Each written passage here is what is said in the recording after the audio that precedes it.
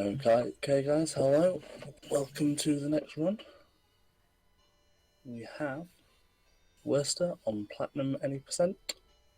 So away we go. It's all yours, Worcester. Yay. Alright.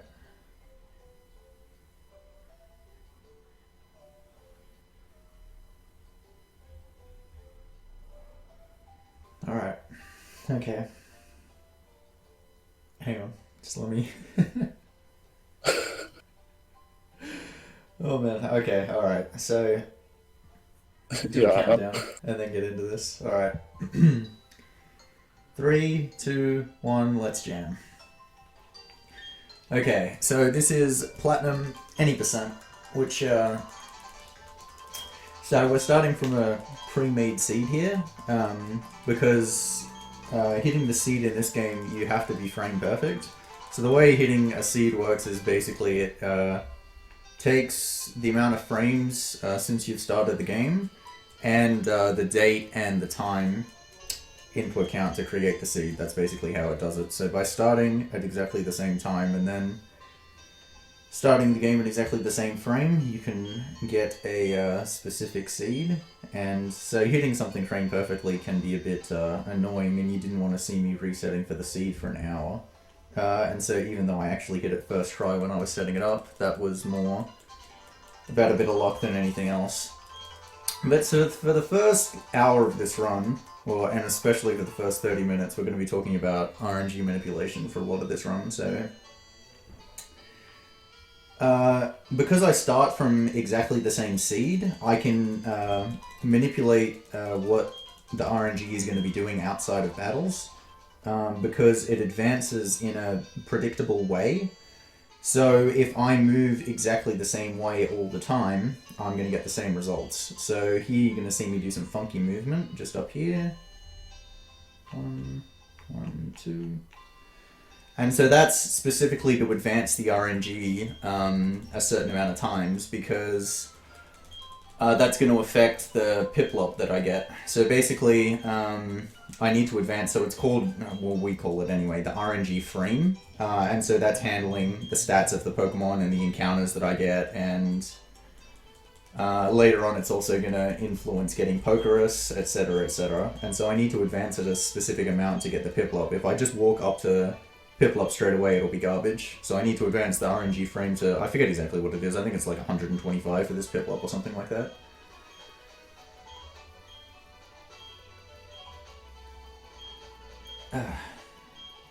So even doing that actually isn't enough. In most of the cutscenes, the RNG isn't advancing. Like, right now it isn't advancing, because the main thing that's advancing at this stage, as long as I'm not walking through grass, is NPCs. But after this cutscene ends and I walk towards the bag, NPCs start moving again. And I actually need to wait a specific amount before talking to the bag, because I need it to advance one more time. So I wait now. Oh, it's not Piplup. I get Chimchar in this game. I'm talking some mad shit. Okay. Yeah, I use Chimchar. Anyway. So this Chimchar has really good stats. It's, oh god, what is it? It's like Naive Nature, 31 in attack and special attack. Defenses aren't perfect, but they're perfect enough so that I take like minimum damage from everything. Hey man, anyway. Normally if I was doing runs, I would try and manipulate the battle RNG for this fight and this fight alone. So the way battle RNG works is it's seeded when the fight starts. And so if you do that at exactly the same frame, then you can get the exact same results. So usually I'd wait on that last text box to wait for a specific time, but because I used a pre-made seed and had to wait for like 10 minutes for the run to actually start, I can't aim for that. So I'm probably going to get lots and lots of growls from this Piplup and no pounds. Well, okay, there's 1 pound. That'll probably save me 1 turn. So I'll probably 6-hit this instead of 7. Another one, but it's still going to be 6. This one won't kill, because I got some bad rolls. Okay. Yeah, man, I feel like I just woke up, but it's actually because I just ate and I like smashed my food so I could get here on time. Okay, so this is one of the cutscenes as well, where there's actually text going, but NPCs are still moving. I cleared that fast enough, I'm sure, but it is possible that RNG, like if you don't mash those text boxes fast enough, RNG can be a bit different. So the way I would check is, I would check how the NPCs behave once I move out of this house. Because I did that fast enough, the guy at the bottom, he's going to be looking up and then switch to down, I think it is. Something like that. He switches vertically. Whereas if I did it really slowly, he would just be looking left, and then I would have to do the movement differently. But I'm sure that was fast enough. He'll go like up to down. Yeah, up to down. There we go. So we just do this.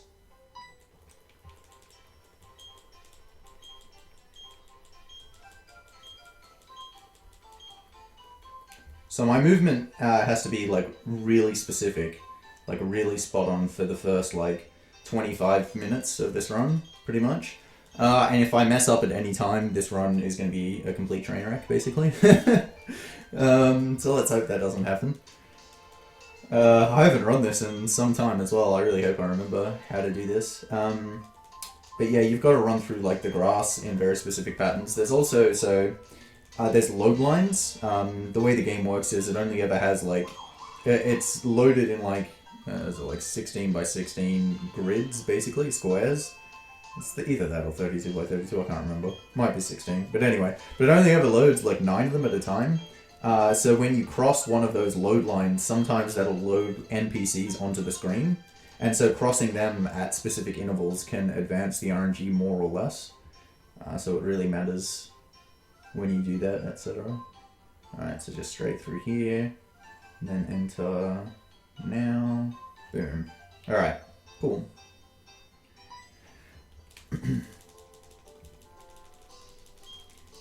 So the way the encounter minute works is basically it's like, so the encounters will always show up on specific RNG frames from a specific seed. So from this seed, say like encounters could show up on like RNG frame 223, 228, and 231, something like that, you know, just in that little grass patch I'm referring to.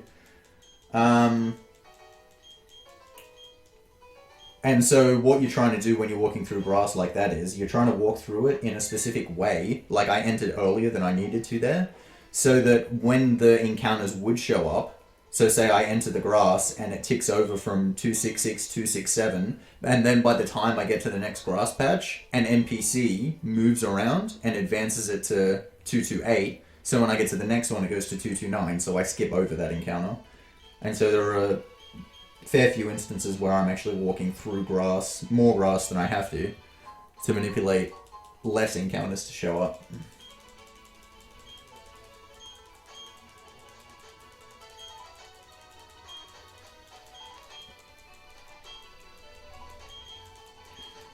What you try to do when you're mapping out manipulation as well, to not get encounters, etc., is to make it consistent on the areas where RNG is advancing, where you can't be specifically consistent. So like that area I was talking about before where you're mashing through text, you can't be consistent there. Like you can be consistent in movement. If you do movement well, it's always at the same speed.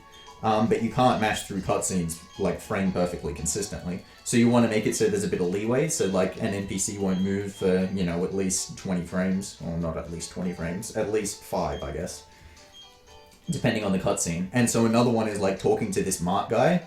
There's an NPC inside the mart. If I ran into this mart, I would only have 2 frames, I think it is, to be able to talk to this mart guy. Otherwise the RNG would advance an extra one. And I want it to be exactly the same all the time, so I mapped out a seed where I walk this one tile into the mart right here, which gives me a really nice leeway.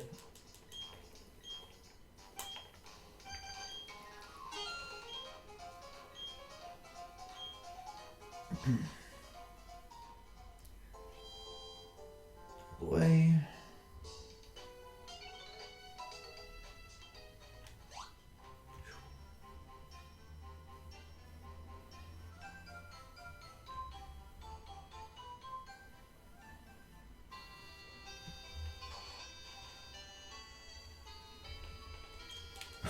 I took that really safe there. See how I stopped after I moved the 2 tiles? I have messed up talking to my mum right there a fair few times when doing runs.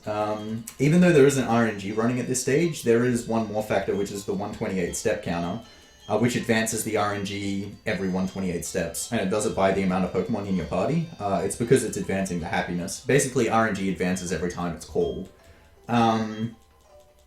So if I take an extra step in here, even though RNG isn't running, it will mess up the manipulation later on. And once you get off it, it is impossible to get back on it. Basically. Unless you have a specific backup strat, and there's no backup strat for that. Okay, in at 3.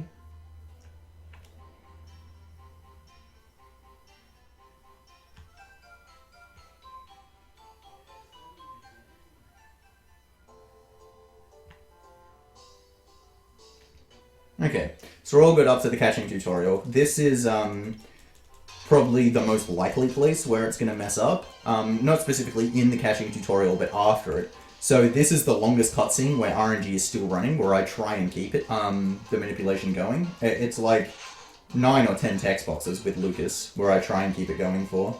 I have a pretty wide gap to aim for, but it is possible I can go either too early or too late. So I can actually mash too fast and miss the one that I'm aiming for. So hopefully I don't do either of those two things.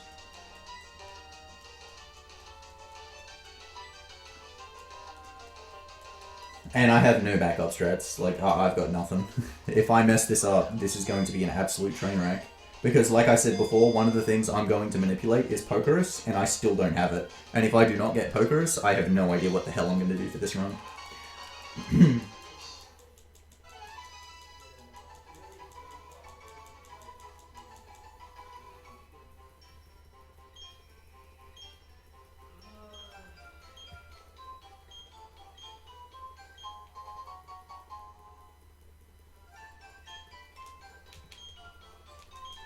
Okay, hopefully.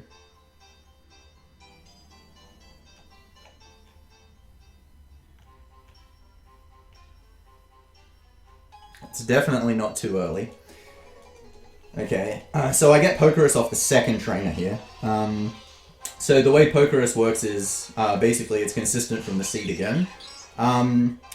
So, like I said, the way Battle RNG works is it's reseeded at the frame the fight starts, but the RNG frame is also advancing during the battle, and Pokerus is done after every battle that you do. The RNG checks, I think it's +3 from what the battle ends up being. Checks for Pokerus, and if it's a frame that has it, then you get it. Okay.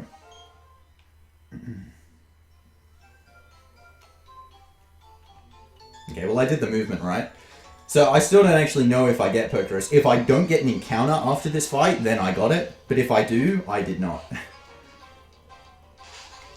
I'm pretty sure that, I know the movement was good. I'm pretty sure the mashing was fine speed.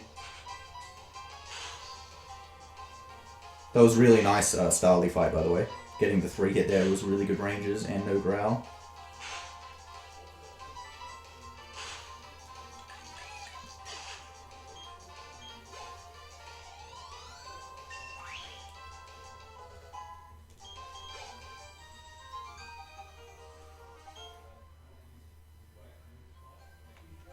Okay, I got it. Cool. So we in there. So now I have Pokerus on my Chimchar. I don't actually manipulate spreading it to, in case you guys haven't seen the rest of this run, I'm going to catch a Tentacruel, and that's going to be my main Pokemon later on. I don't actually manipulate spreading it, but it will happen pretty naturally at some stage. And it doesn't need to happen very early, I just need to get it on Tentacruel at some stage.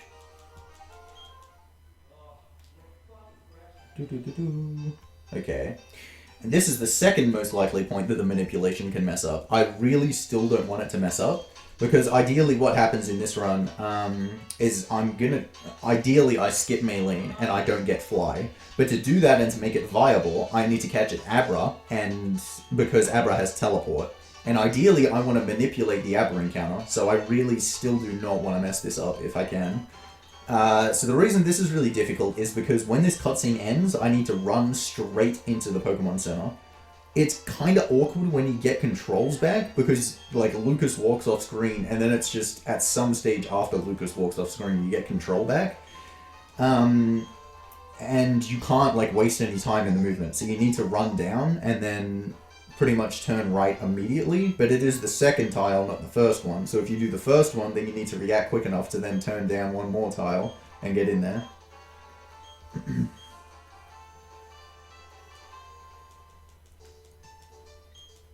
Okay.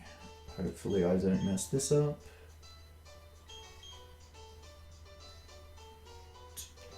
Ooh, okay. I think I'm good. Right down. Yeah, good.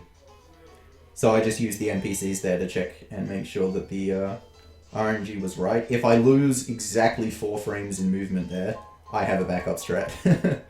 But for nothing else can you say that... Because I have to enter this room here, I need to enter this at RNG frame 737. And unless they either move right down or none of them move at all, it is impossible to enter this room at RNG frame 337.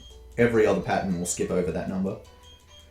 Anyway, we good? We in there? So I would have to spaghetti pretty hard from this stage to mess it up, to be honest. The other thing that's interesting is, like, so in text boxes, like this one, you can actually clear text boxes with a directional input or with A and B if they're the last one. So this one, whoo, I clear that with left. By doing so with the directional input, it makes it so that there isn't a turn frame. So if you don't know what a turn frame is, basically it's... if you're like from a standing start, and you move in any direction other than the one you're facing, you take time to turn in that direction before actually moving. And so doing that obviously is a different amount of time, so you get different results from the NPCs because you're in there for a different amount of time. So you've got to make sure to stick to your patterns there. So I'm fighting this trainer here for a bit of extra experience. I need to get Monferno before I fight Rourke. There's a lot of different ways you can get that experience. This is the best option, well, fighting her in particular is a good option for 3 reasons. 1, she's a spinner, so I don't have to pass her spinning-wise later on. 2, she's really early, and by fighting her early, I get level 10 before the rival's Piplup, which really helps killing that Piplup. And also, I need to advance...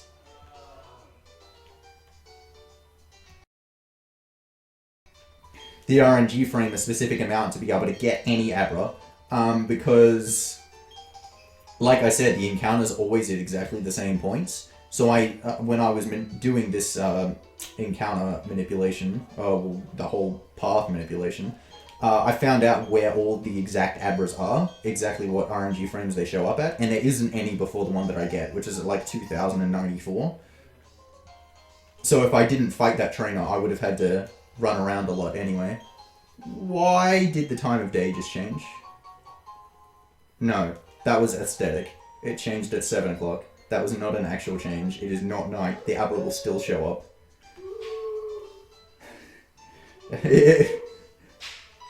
Okay. I'm pretty certain the Abra's still going to show up. That was just aesthetic. Okay. All good. Okay, so this is the fight I was talking about before where I'll have level 10 for the Piplup, which will mean my Ember's going to do a lot more damage.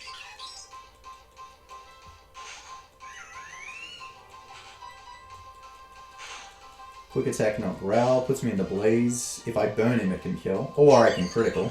Unfortunately, the level up here is going to take me outside of blaze, so I won't have it for Pippi, unless he uses pound, but very unlikely. And it's almost certain to be a 5 hit anyway.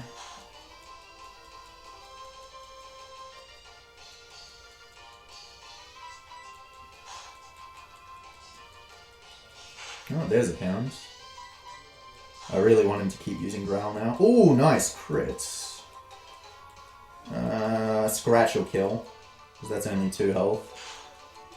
Just avoid the not very effective text. That was a really nice fight, really nice. So you saw me do this before. I'm going to go back into the city, because that's going to reset the RNG values. Basically, as long as I get back to the city at the same RNG frame, it's fine. Because this is more text where I can't be like exactly frame perfect. But I can get to that point at exactly the same stage.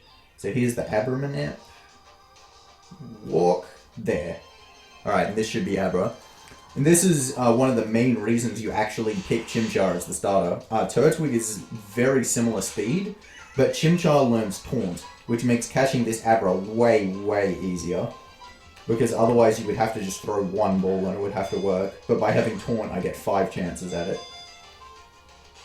And see, I would just be screwed now. Because Abra goes to struggle. So every ball does get a little bit better chance to catch him because he ends up damaging himself. Second ball is good. Happy with that. And so then I'm going to walk one tile down more and then run right, and that's going to manipulate the trainer to run into me because I need to fight more trainers for experience.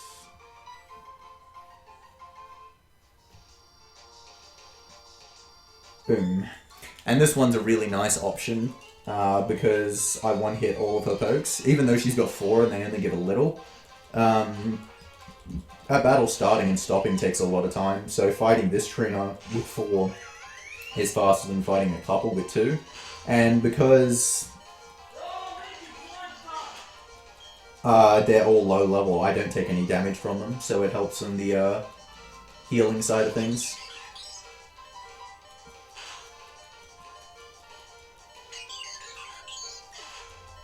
Okay, so done with the main part of the manip. All that's left is to manipulate not getting some encounters.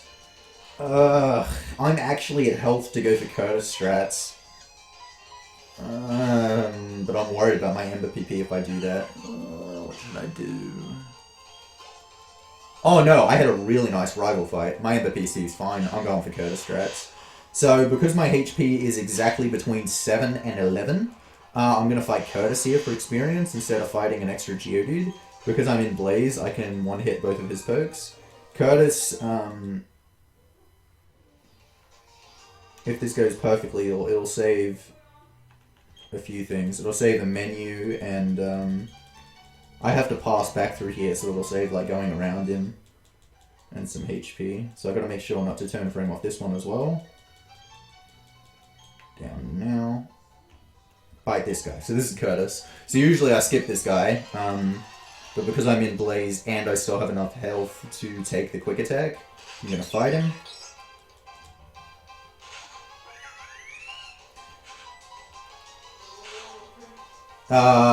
Epic.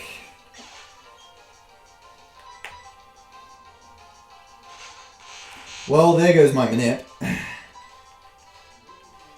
Really? You use Growl on Abra? Really? Epic.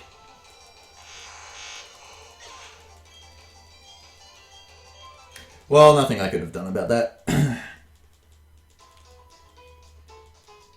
It's not a big deal now, I just have to run up there. And obviously, RNG Manip is now screwed. I'll be getting encounters.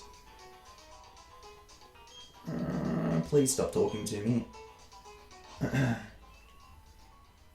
But like I said, the main things that I wanted to manip have been done now that I've caught Abra. So now it's just, you know, a little bit of time lost by having to run back up here and get a couple of encounters along the way. Or just not get any, that's fine too. So now I'm not going to fight Curtis, because now I'm not in Blaze.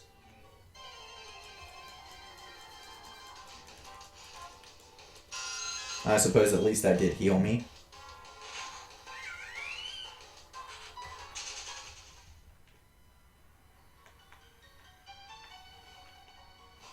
Okay.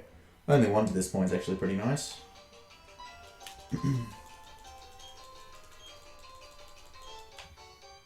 Yeah, at least that happened after I got Abra. Like, that's not really a huge deal anymore. So I'm going to clear that text box with down.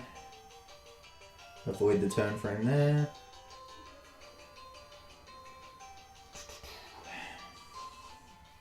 And just take however many encounters I get in the mine. Average without Manipura, I guess, is probably 3.5.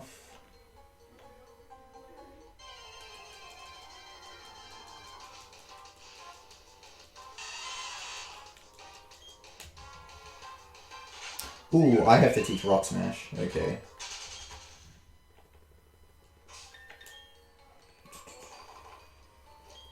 So usually I teach Rock Smash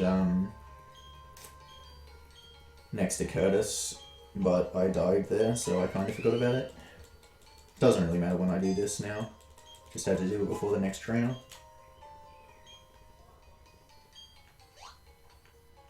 Oops. The escape rope. And then fight this guy.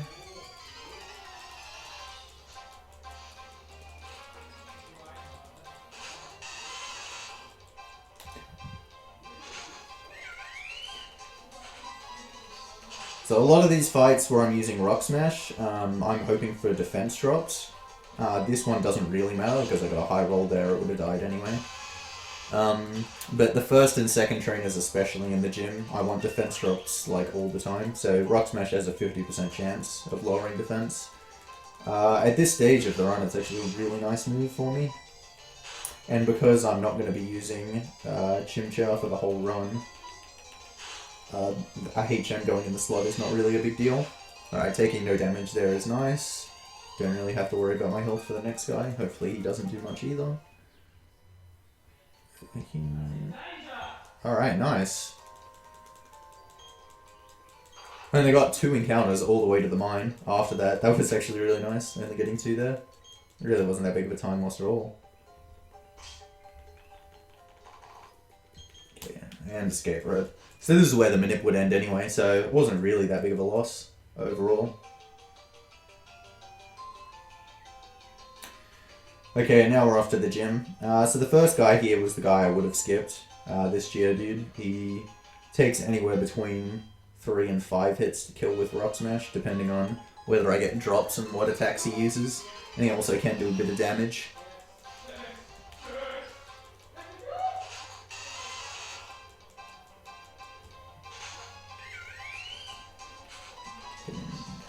Alright, so give me that drop, that's good. He used tackle, alright, so it's going to be a 3-hit. He can just use defense curl now, I don't really care. Well, that was perfect, not getting the drop and then getting defense curl. Just for less text. And now I've got enough health that I don't have to heal before the next guy. Next guy's a bit more dangerous because he's got an Onyx, and Onyx has much higher defense, so it's harder to kill. And the Onyx also has Rock Throw, which is actually super effective against me, obviously.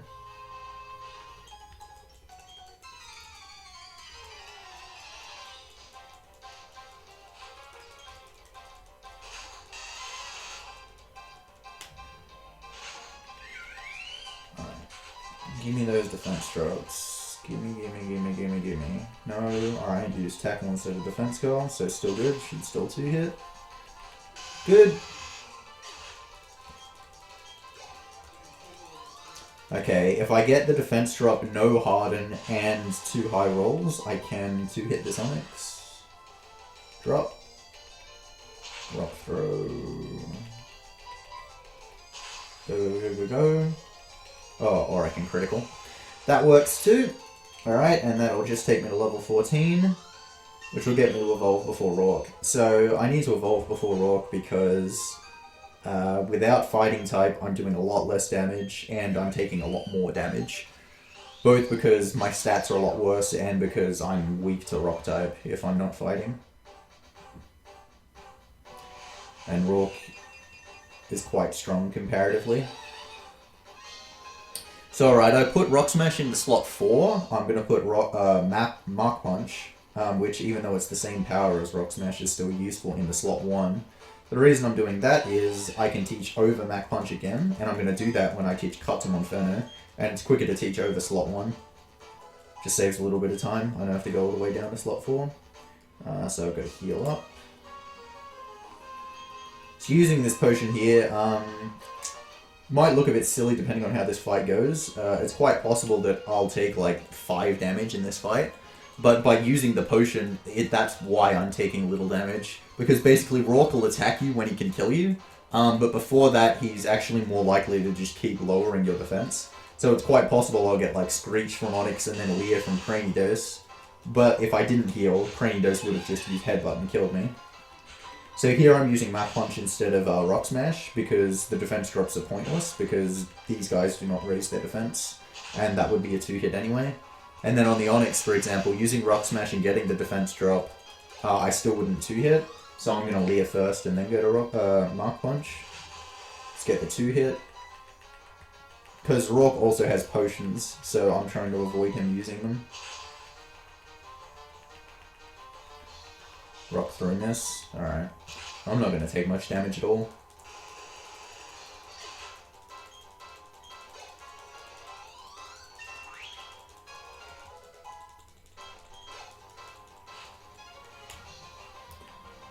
And then just go the Leer on Cranidos. Mark Punch has like a 1 in 16 chance of one hitting without the Leer, but like I said, I want to avoid him using a potion because that's slow. See, there you go, there's Leer. So yeah, I took like no damage as you can see.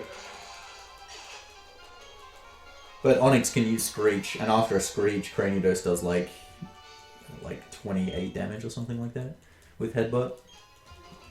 So okay. Beat Rourke, so that's the first like kind of minute part of the run done. There'll be one more later on, but I'll explain that as I get to it. So aside from that death, which honestly only cost like a minute, it wasn't that big a deal. That was actually pretty nice. Keeping the manip there was the thing that I was probably most worried about through this entire run.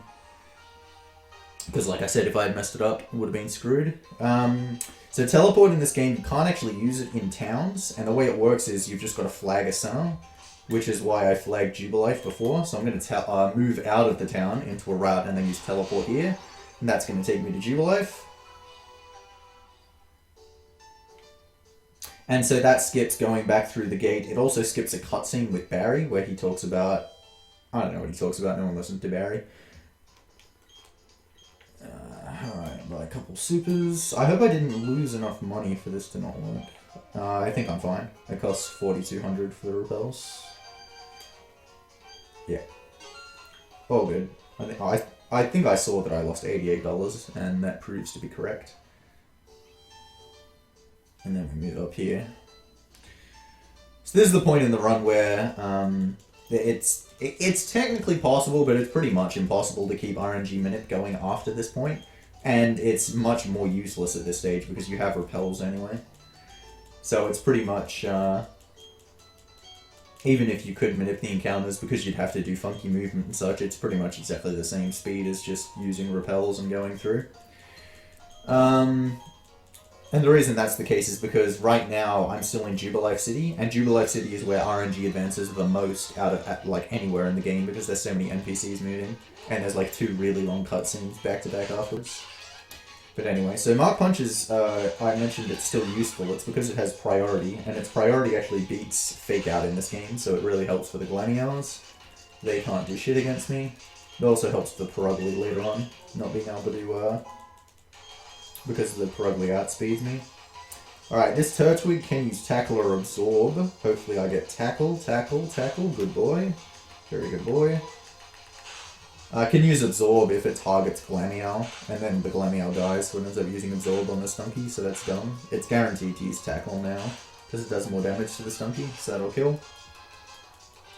So ideally I'd be in Blaze for the fight after this one, but I'm not going to get there, because all I have to kill is a Stunky. Before then. For the Zubats, I'm not going to get there because I didn't take much damage from Rourke, which is a bit of a shame, but it's not that big a deal. My Ember PP is not a worry, because I had a really nice Rival 2 fight. I crit both the Piplup and the Starly. So, even if I get hit by the other Zubat Spinner, I'll still have enough Embers. So these are the cutscenes I was talking about as well, by the way. RNG is still running at these stages. And as you can see, this cutscene is really, really long, and RNG is advancing at a really fast rate because there's so many NPCs in Jubilife City. So it's pretty difficult to manip from this position. So we just switch the repels at this stage. There's really not much you could do with it anyway, because once you get the bike, you definitely lose it because you can't put on the bike frame perfectly. Well, I mean, you can, but you can't consistently do it, is what I should say.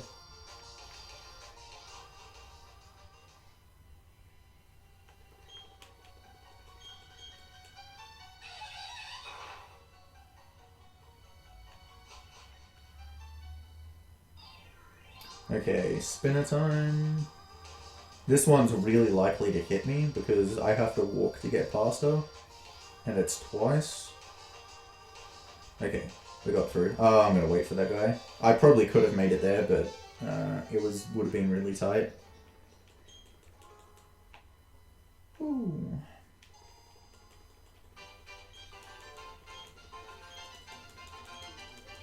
So there are a lot of text boxes like that one there where I clear with the directional input as well to avoid the turn frame. I do that a fair bit. I do it on this one too.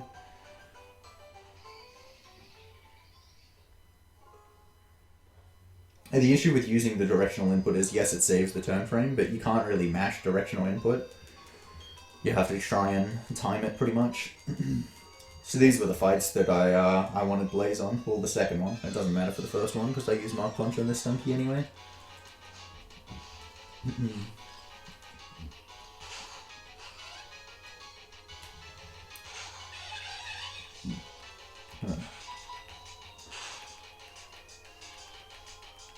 So in situations where it doesn't matter if I get the defense drop, I'd rather use Mark Punch over Rock Smash just to try and avoid that defense drop text.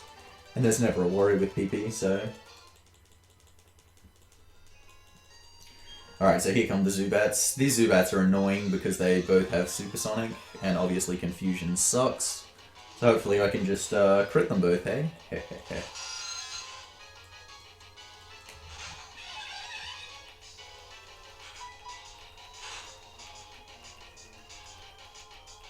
Alright, Leech Life, that's fine.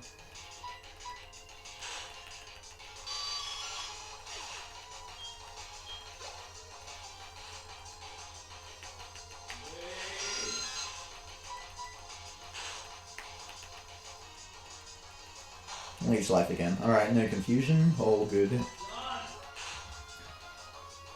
Also, sorry.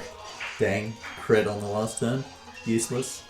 Also, sorry if you guys can hear my housemates at some stage. The footy's on, so you might hear the occasional loud scream in the background. But that's all good. Just pretend they're cheering for me, and it'll all be enjoyable.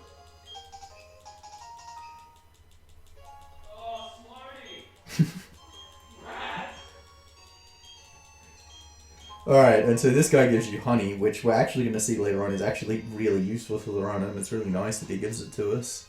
It would be, if honey was not available, this would be a totally different run, to be completely honest. Just entirely different.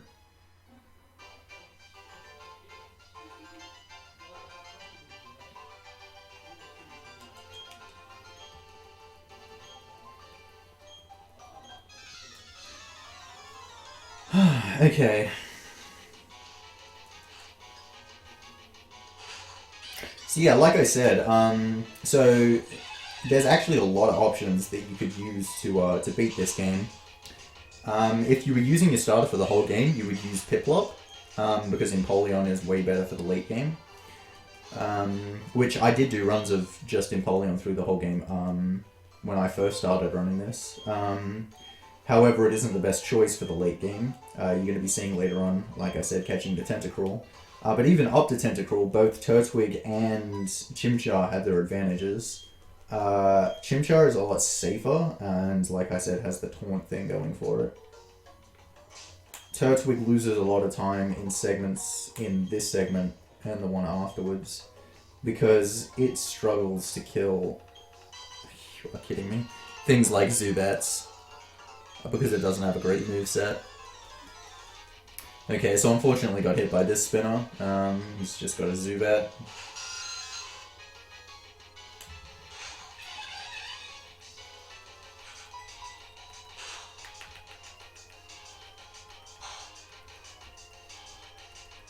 This is another one that's fairly likely to hit you because you have to pass walking. This spinner and the one before are the ones most likely to hit throughout the run. Because you can't be on the bike, and you have to pass them both twice as well. Okay. Alright, now time for Mars. So, the Mars fight, the Zubat isn't really that dangerous. It can poison with Toxic, which is why I've equipped the Pecha Berry. But the Perugly can be a bit annoying. It always leads with Fake Outs. What I'm actually going to do is I'm going to heal on the first turn that Perugly comes out. Because it's always going to use Fake Out, so that's when I may as well heal. Then I'm going to hopefully... That's a really bad range. I usually hit this Zubat with Ember, but it looks like it isn't going to happen. Yeah. And there goes the Petra. I go for Rock Smash and hope for the defense drop here on the Perugly, so that I can 2-hit it afterwards with Mark Punch. If I don't get the defense drop in the 2-hit, then I'm going to have to heal after the fight, because otherwise it's going to be too low for the one afterwards. Or I'm just going to get crit and have to heal anyway. No, I really want the defense drop, please. That's a high roll, isn't it? That's going to activate the Oran Berry. I got the defense drop though, so just lost a little bit of time activating the Oran Berry. It's actually only a 1 in 16 range to do that much damage. So usually you do 24, and the Brugly's got 50 health.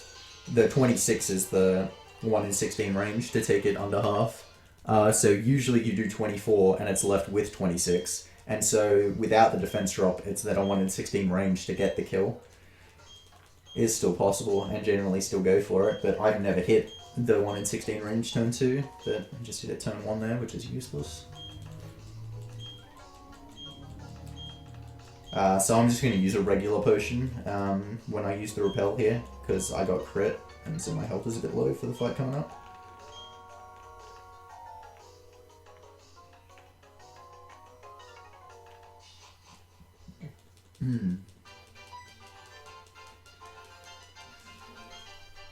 Okay.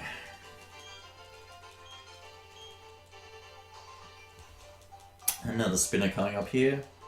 This one very rarely hits me, even though I have to pass him walking. Actually, I don't think he's ever hit me on a run, which, way to jinx this run, idiot.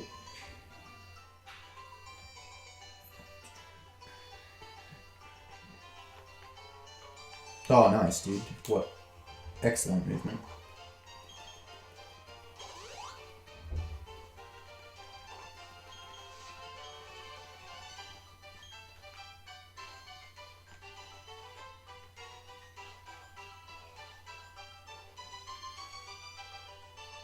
Okay. Tricky. Oh, just got past her. Okay, so that always works if you do the movement correctly. But that trainer that got stopped there is actually a trainer. And if she sees me, she would fight me. But because she doesn't see me for like a whole tile, she sees me when I'm going, basically. She, it doesn't trigger her fighting me. So right, this double fight, this is, this fight can be dangerous. Because of the lead Pachirisu can paralyze me, and if it does, I'm in big trouble. So I lead with Rock Smash here. Ideal fight is I go Rock Smash, get the defense drop, chance he hits with Egg Bomb, and then I can kill with Mark Punch. But if that doesn't happen, this can take up to 4 hits. Alright, got the defense drop, which is good. Do not... Oh, wow. Perfect. Absolutely perfect. See you later, Pachirisu. Absolutely perfect. That's so rare. That never happens, dude. I've never got that in a run. That was ridiculously good. Alright, let's get greedy. Alright, Chansey. Crit Egg Bomb. Crit Egg Bomb. Crit Egg Bomb. Aww. Asking a little too much, I guess. I should have used Amber there, but oh well, doesn't matter.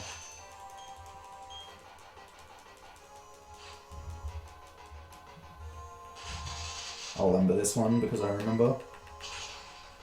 Just using Ember because it has less characters than Flame Wheel, so it just saves a couple frames. That was a ridiculously good fight. So the things that can go wrong there are obviously Pachirisu can paralyze with Spark. Wurmple can poison with Poison Sting as well. It can also give off 2 string shots and make you slower than the Beautifly. And then Beautifly has Gust, which does like half of my health, which is really bad. Chansey could obviously just sit there and miss Egg Bombs forever and ever as well. It can also not attack Pachirisu and attack Wurmple. And so if you don't get the defense drop on Pachirisu, and then Chansey hits Egg Bombs on Wurmple, she can then send out Beautifly, and then you have Beautifly and Pachirisu. You have to go for Beautifly because it does too much damage, and then Pachirisu gets even more time to sit there and paralyze you and do dumb things. So for as bad as that fight can go, that was just extraordinarily good. And I get healed after every single one of these fights, because Cheryl's pretty cool. Egg Bomb miss there is actually beneficial, because I don't have to waste time with it doing damage, because I'm going to kill the Abra anyway.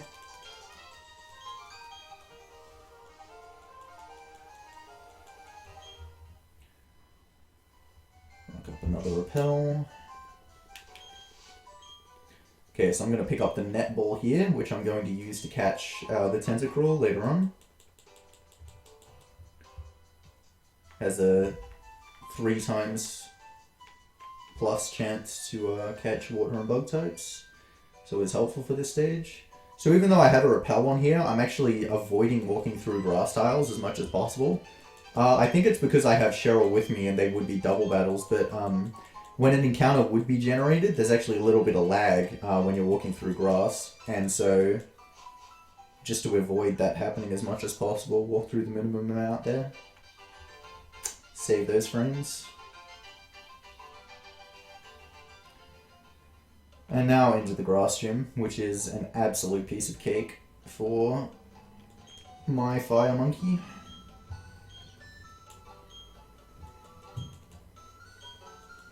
Only one Pokemon in this whole gym does not get one shot.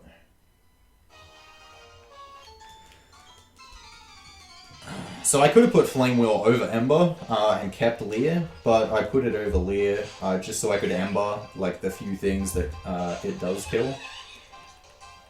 Even though you are completely dominant in this gym, Ember is actually only strong enough to kill one Pokemon in this gym, so it does save. Just a couple frames on that one.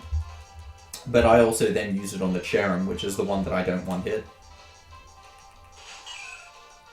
So this is where like Monferno is really making up time against what would be Groddle at this stage. Like Monferno is just dominating at this stage. Making all that time back. Monferno is also really nice for this run, because once I switch out of him, he ends up being a HM slave, and he ends up getting all 4 HMs that I don't need him to get. I don't catch anything else other than the Tentacruel from this point onwards. Monferno gets 4 HMs, Tentacruel gets Surf and Waterfall. I don't need anything else.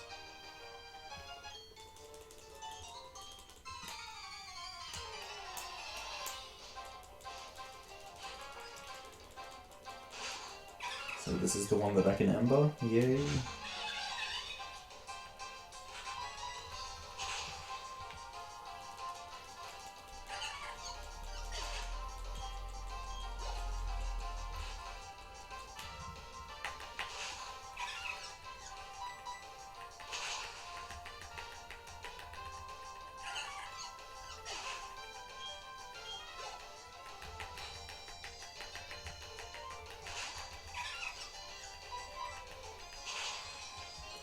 Whew.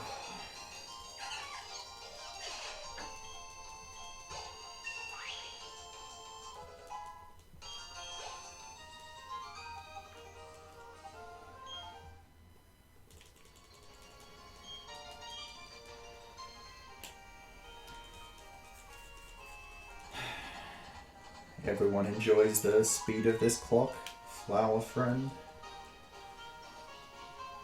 And this very necessary text to tell me that the water went down, because the camera shifting just was not enough focus.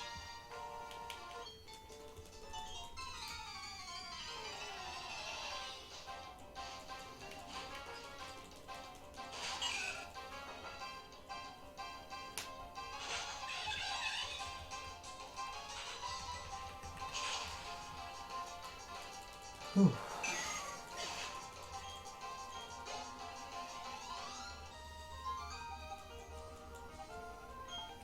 Okay, so only 2 more fights left for Monferno. So after this is where the,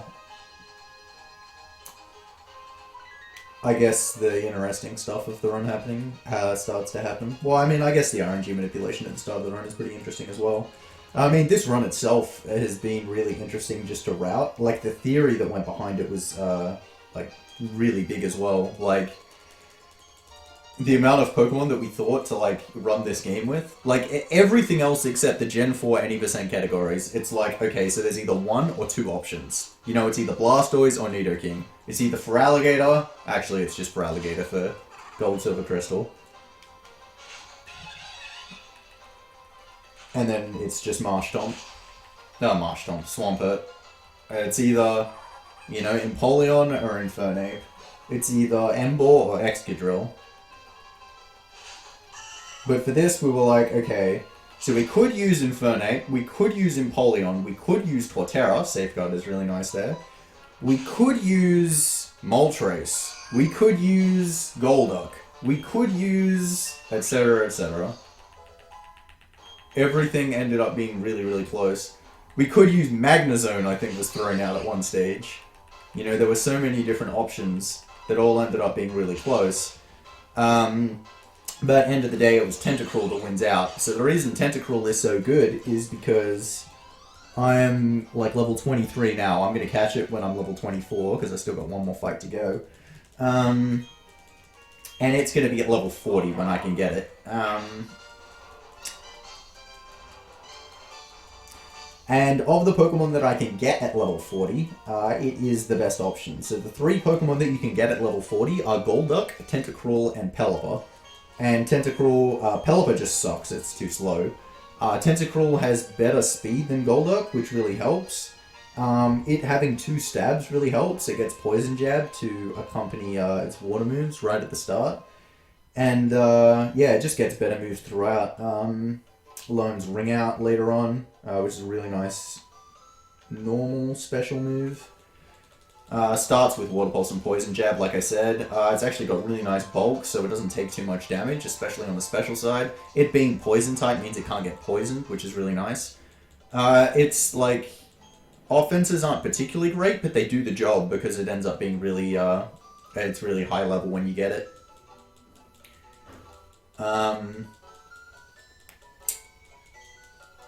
Yeah, that's pretty much it. Its speed really helps compared to, like, even when you're using Empoleon, you have to use X speeds, like, throughout the run a lot. Like, even in Glitchless, where you're fighting all the trainers. That just does not happen for Tentacruel. Alright. Because I get that spinner, I've got enough money for 2 heal powders. Remember that this time.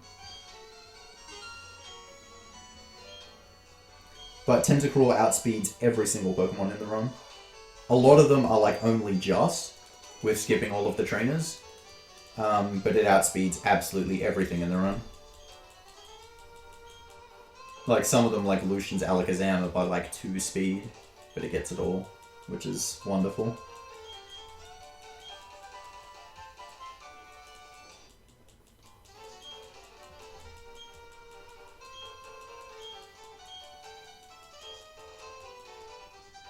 Yeah, its ability is also better than the other 2 choices of Golduck and Pelipper.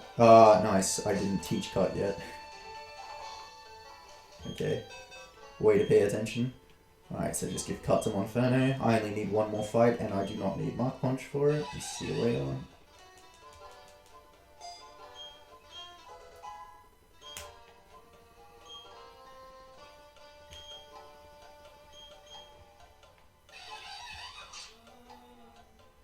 Alright.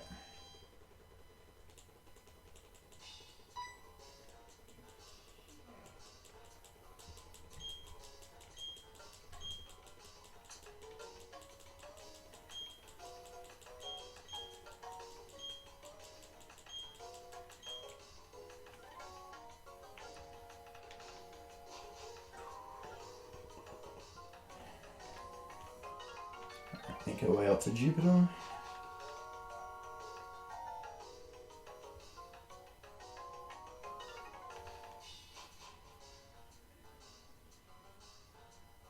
Alright, this fight, I can die here. It is possible. Especially because Skunk Tank is using Night Slash, which can critical. Hopefully that just doesn't happen. I tend to play a little bit safe on this fight because I need to have at least 26 HP going into after this fight, so if I have to like heal after it, I may as well heal during and then have no chance of dying. What I'm going to do on this Skunk Tank here is I'm going to go for Rock Smash and hopefully get that defense drop as well. Generally saves a turn if I get it. That Flame Wheel, by the way, even though it was really close to killing Zubat, had no chance of killing. Nice, got the drop. Poison Gas miss, thank you. That was a high roll, hopefully my second one will kill. Night Slash. Alright. I should be pretty safe here. Hopefully this kills anyway. Dang. Smoke screen. Please hit. No, dude. I'm gonna heal. Like I said, so this is an example of me playing safe. I have to heal after this fight anyway, so I may as well do it now, instead of risking missing an Ember and then getting crit by Night Slash and dying. That would just be a dumb risk to take. I don't really lose any time healing there. Okay, so that's the final fight with Monferno. So now we're going to do a lot of things. So right after this is when I can get the bike. And so the bike allows me to start doing the glitches that are in this run. And the only glitch in this run, which is used quite extensively, is called tweaking. So I mentioned earlier how the game is loaded by grids that are... so the game basically only loads 9 of these grids at any one time. The ones in front and behind you, obviously, like you're in the center of the 9. So by crossing over the intersection of those lines, where those grids intersect, you are basically loading like different tiles, like in front and behind you when you cross over them. So by doing that very, very quickly at the corners of these load lines in very specific ways, you can actually load parts of the map into other parts that aren't supposed to be there. So you can load like what's a grid ahead of you to behind you. And so you can use that to, because it keeps the terrain from those tiles, you can use that to go to places that you're not supposed to. So the first one that I'm going to do is, after I get the bike here, I have to get the Explorer's Kit there, by the way, just to escape this town. It won't let you leave until you get it. There'll be a woman below this town saying basically, go get the Explorer's Kit, you piece of shit. But yeah, I'm going to go back to, God, what's that town called? Jubilife. And then I'm going to load Jubilife to below me so that I can bike onto the water. And obviously, I'm on the water way earlier than I'm supposed to because I don't have surf, and that's why I can get such a high-level Pokemon in Tentacruel. So alright, here we go. Bike time.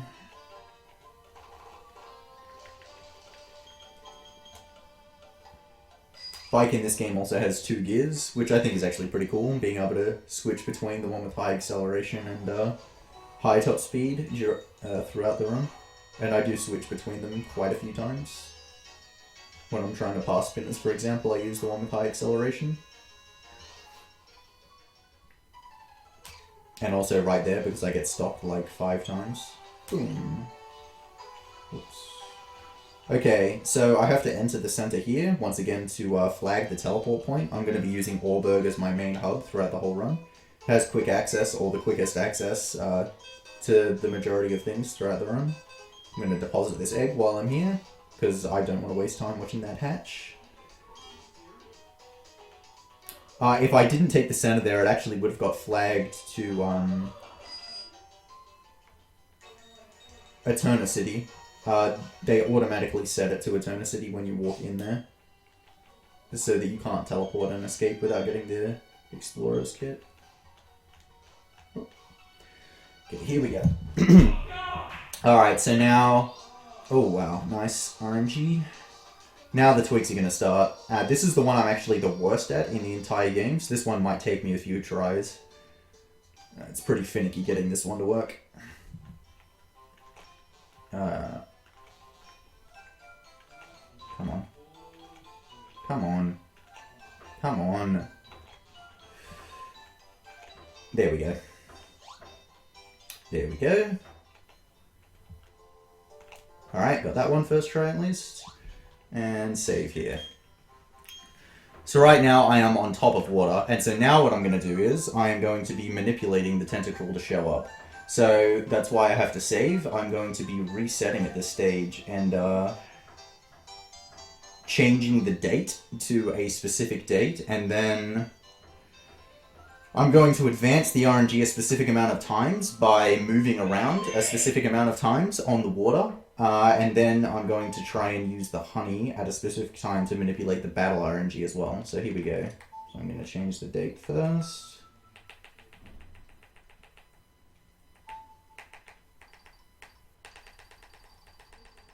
Okay. Let's do this.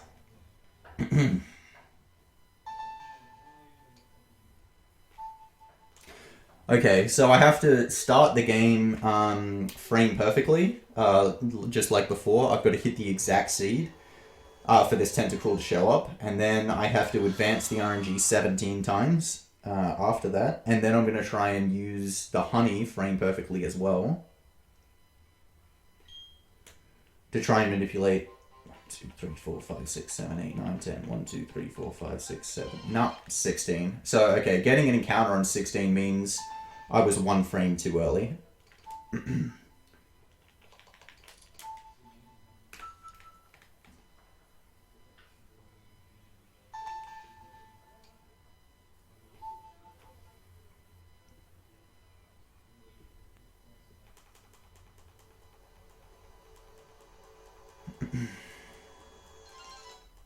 So, okay, this is obviously a really difficult thing to do. It's the hardest thing execution-wise to do in the run.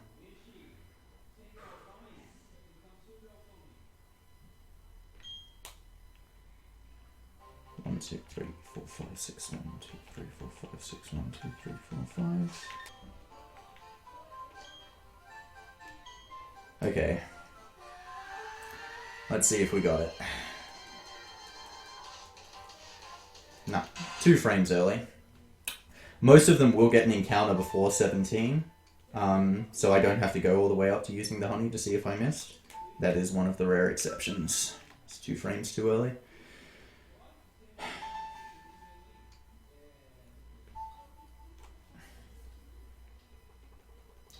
This usually takes me, I'd say, an average of like 6 tries, I would say, to get this to work.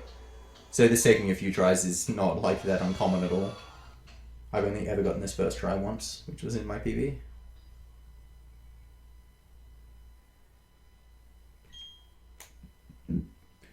One, 2, 3, 4, 5, 6, 7, 8, 9, 10. 1, 10. That was really early. I'm getting worse. I'm getting 1 frame further away every single time. Going 1 frame early, 2 frame early, 3 frame early. Alright. So I'm just going to go a bit later.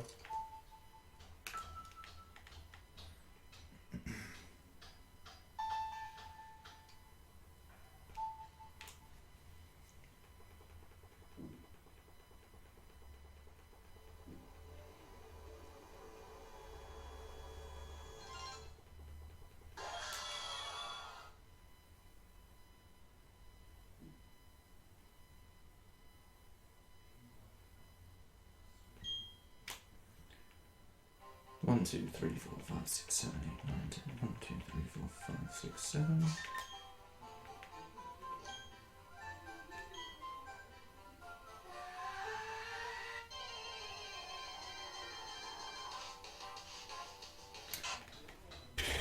Two frames early again.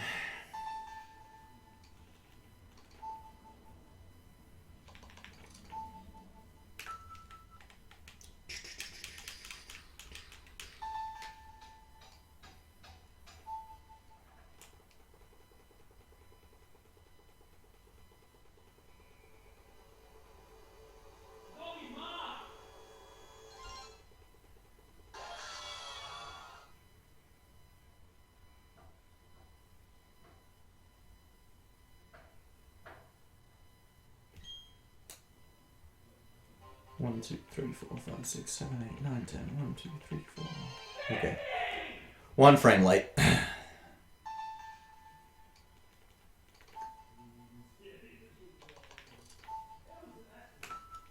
So just kind of dancing around the frame I'm trying to hit at this stage.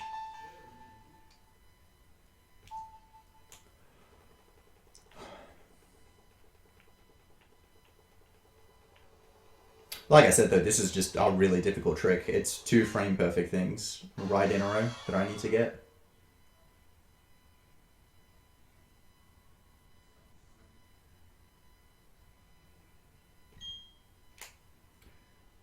One, 2, 3, 4, 5, 6, 7, 8, 9, 10. 1, 2, 3, 4, 5, 6, 7. Damn, 1 frame early.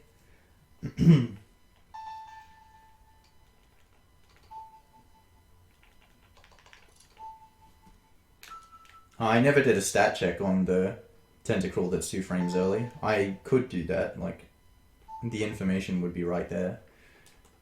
Okay.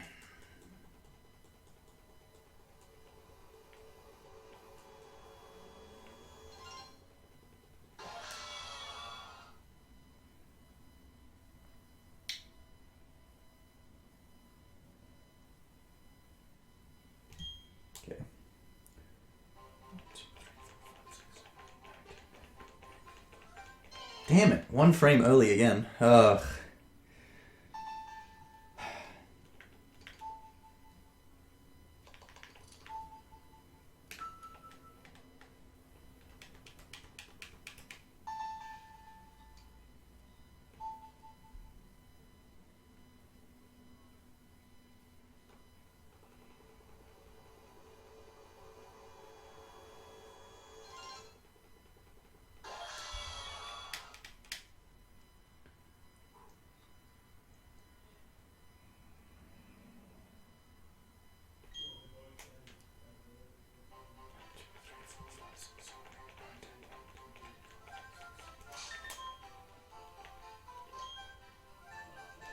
Surely this time. Surely.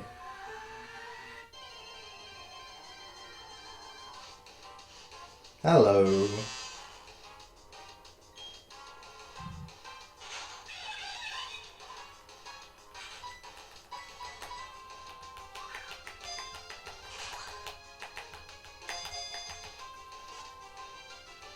Okay, that's fine. Wrap, this will critical me. Do 21. I got the backup strats. Watch this. Give me that potion. He'll use wrap again. I'm going to chuck this Pokeball. I give 100% certainty this Pokeball will work.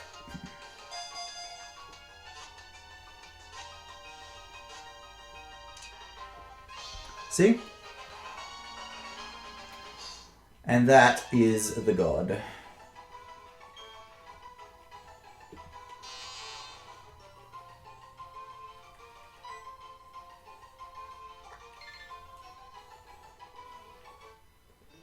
Okay. That's the wrong thing to do.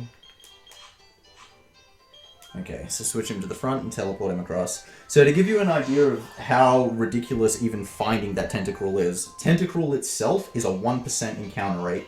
It shows up from levels 20 to 40, and I had to manipulate a level 41.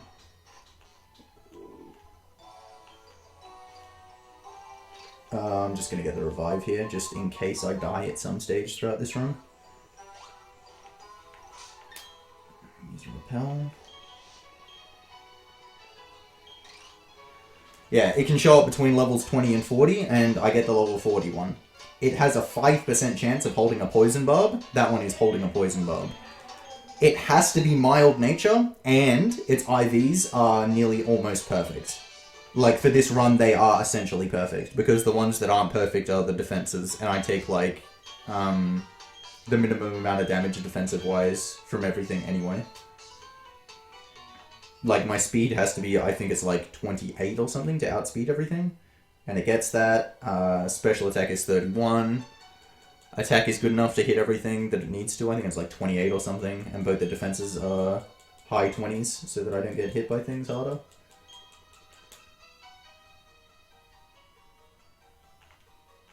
Like, it's incredibly lucky that a Tentacruel like that is even available so early in RNG manipulation hittings.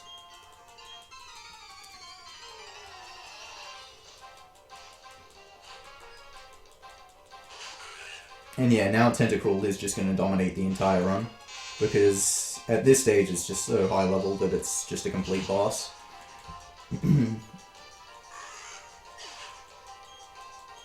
And he's actually pretty dominant even when he isn't that high level compared to everything else. Because like I said, he gets that speed. And he's got good enough offense and great bulk to be able to set up and just blast through everything. Oh, and his ability is Clear Body instead of Liquid Ooze. Both his abilities can be useful. Liquid Ooze can help for the rival fight in Canalave City. But Clear Body is better because it blocks Intimidate, so that I can get some kills, especially on the rival fight right here, actually. Poison Jab gets the kill on Prinplop. And it also eliminates the chance of, like, Psychic lowering my special defense, and that is something that can happen and is really bad.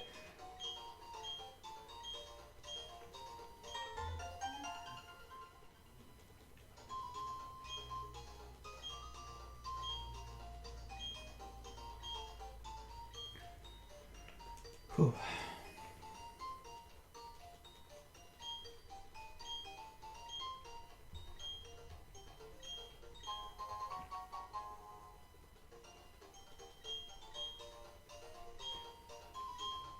Pretty much the only fight in the entire run that Tentacruel has, like, a little bit of trouble with is Cynthia. But even then, he's good enough to destroy Cynthia. Just.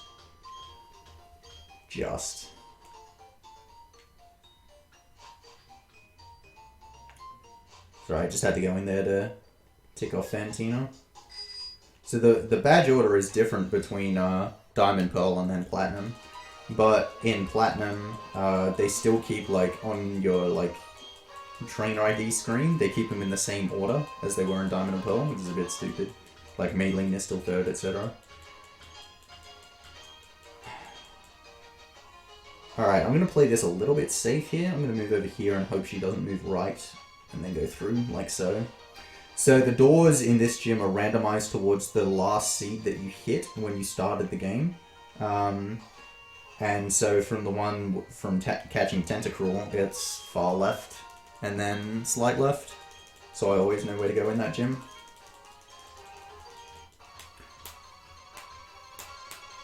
Okay, Miss Magius is actually a 2-shot here. It's actually a range to get 2-shot as well. It's like a 90% chance to fall. And it generally uses Confuse Ray as well. And so if that happens, I'm going to switch out to Abra and just let Abra die to get rid of the confusion. Because killing Abra is also slightly beneficial as well. It means I can take a double battle later on to be faster than fighting 2 singles, because I won't have to kill Abra as well. But hopefully I can just crit the Miss Magius. Hint hint. Nope. That's a really low first range as well. Ugh. Alright, go Abra.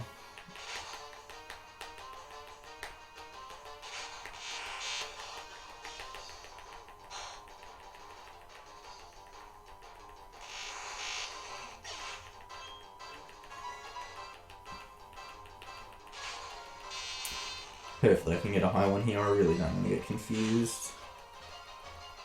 Oh, wow. Ugh, at least went to Psybeam, but she's going to heal now.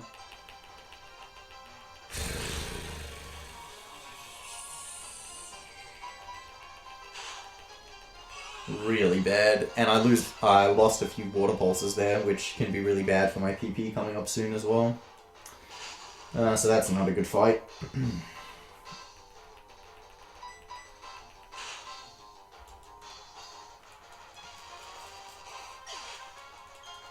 But at least I didn't hit, like, any of the walkers in the gym or anything.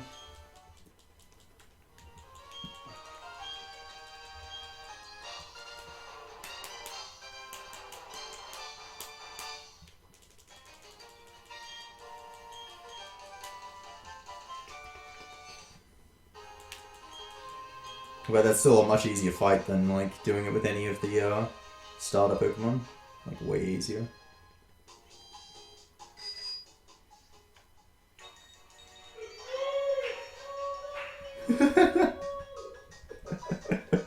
Oh, yes. Wonderful.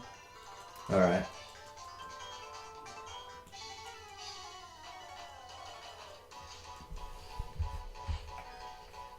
So this is the Intimidate I was talking about before. The clear body is going to block.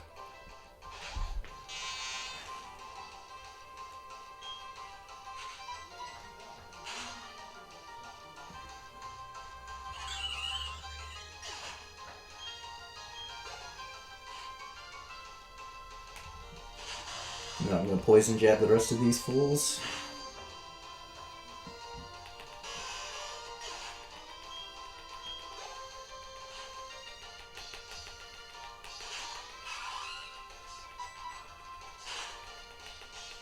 Jeez, you know you're an absolute beast when people in chat are expecting you to get world record in a marathon run. Like, just flat out expecting it.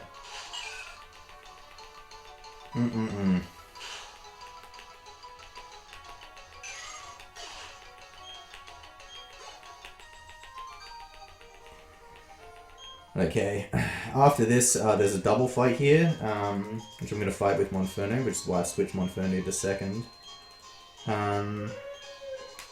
You can skip this fight by killing Monferno, and there are certain situations where I do that, but the experience from it actually does help a little bit. If I didn't get any extra experience, my experience route would be screwed without doing this fight. And you have to pass these guys 3 times, and on the last time you never have your slaves not alive, but at that stage you do have surf, so you would just surf around them, but obviously surfing around them is slower, so it's better to just, in a situation like this, where I don't have any extra experience, and I didn't, say, get confused again to switch out to Monferno, it is better to just take the fight. Okay, so coming up here, there's a spinner who's next to a jogger. This is the only time where the jogger cannot fight me, because joggers only fight you in the morning time, and it is currently night. So this guy right here, see how I just walked right into his face? He will not fight me. That's why he didn't challenge me. Every other time I pass this stage, he can fight me, so I won't be able to do that. Alright. And the reason it's going to change to morning is because I'm going to save right here and change the time, because I need to get the choice specs, and choice specs only show up in the morning. And this is the time to save, because I'm about to do a tweak that can crash the game. Hello? Save. So it's best to save here in case I do crash the game, so I can just reload from here.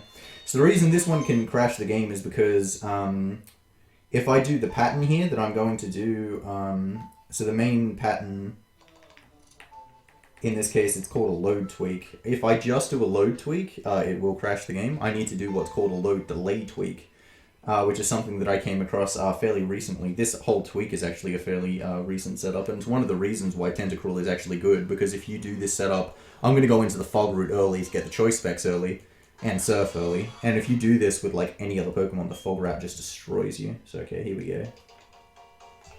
Oh wow, that was bad. Nice. Okay, cool. Do not run into a trainer. Alright, that was good. So that was to pass the Psyducks there to get into this place early. That was very good. Alright, now it's time for the fog route, which this is honestly the worst place in the run for Tentacruel. So in the fog, all of my attacks have 60% accuracy. So landing as many as I do is not as easy as it might seem. So like using an X attack in this fight, if I hit everything in this fight, using the X attack is actually slower. But because it reduces the amount of things that I actually have to hit with, it's a better option. And so it begins. And this is why PP in this stage is actually a bit iffy, because you can't really map out your PP, because you can just miss forever and ever and ever and ever.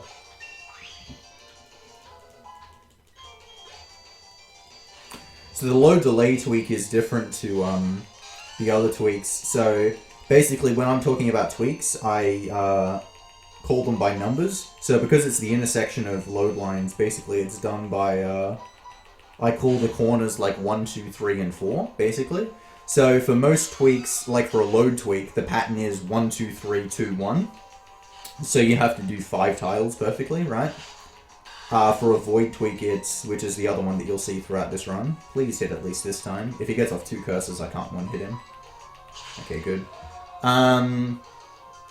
A load tweak is 1, 2, 3, 2, 3. But in that case, if I just do the load tweak, the 1, 2, 3, 2, 1, it'll crash the game. And a load delay tweak, the pattern for that is... Just let me do this real quickly.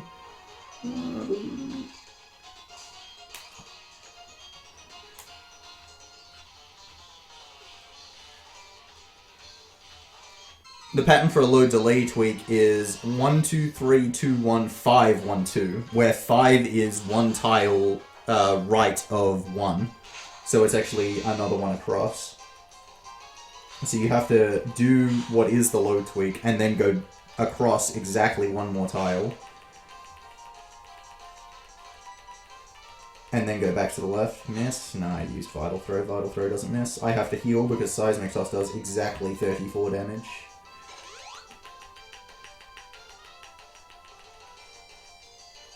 I have a video of that tweak, by the way, like, where you can see the load lines on my YouTube channel. So if you wanted to see, like, what I'm talking about without just hearing numbers and going, what the fuck is he talking about, you can look at that video to see where the load lines are.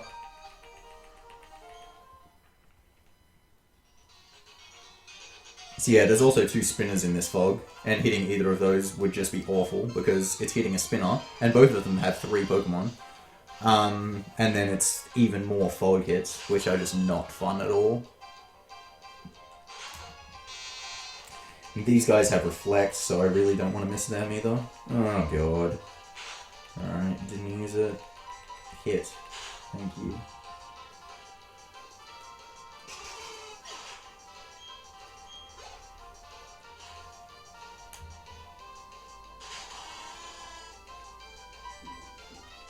Good. Alright, this probably won't kill. Hopefully I can get the poison here so it dies. Or I can crit, that's even better. Sick. Alright, in there.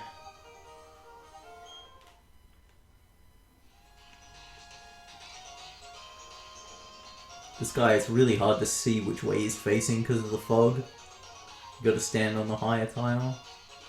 Come on, spin. Thank you.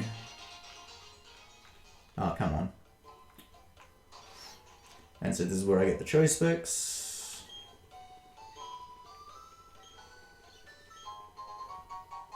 And that's why I had to change it to morning before.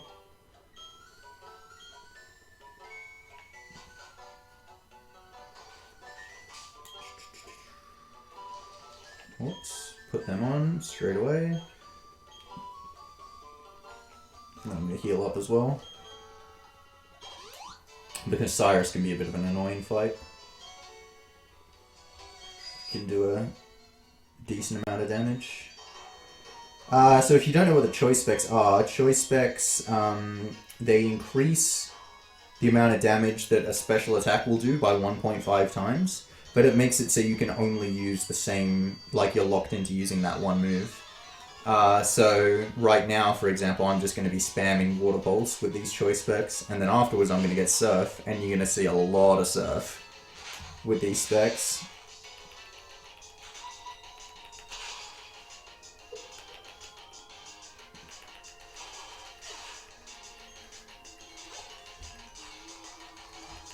Alright, this Golbat here is a damage range. I believe it's 9 and 16 to fall. Nice.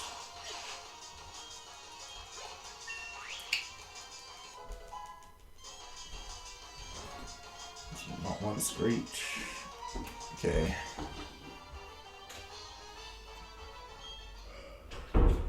Cyrus is an annoying fight because he's just filled with ranges, and his pokes do not have that friendly moves.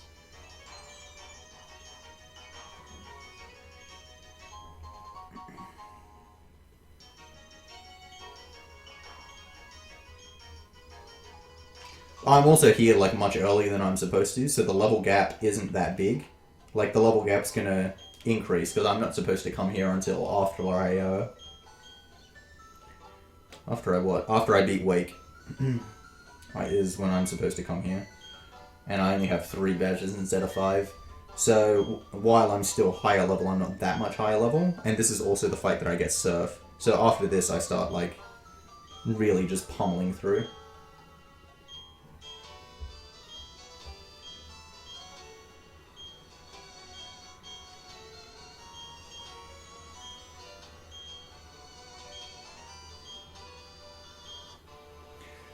It's one of the reasons that I really love this run, though, that you use a Tentacruel, because it does seem like such an odd choice, but it is, like, just the best option. It really is. And it is an absolute beast in this run. So, okay, here we go. I want this Water Pulse to do a low range. If it does a very high range, it'll trigger this Sneasel into healing, which I do not want. That's close. I can't tell. Okay, just low enough to not get the heal. That's good.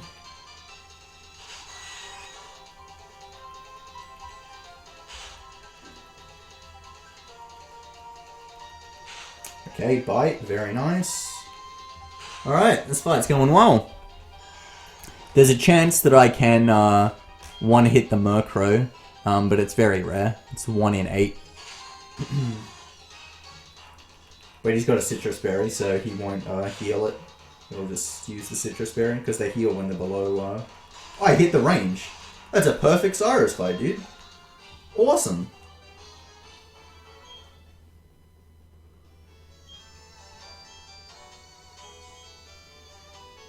That fight usually trolls the hell out of me, but that was really, really nice.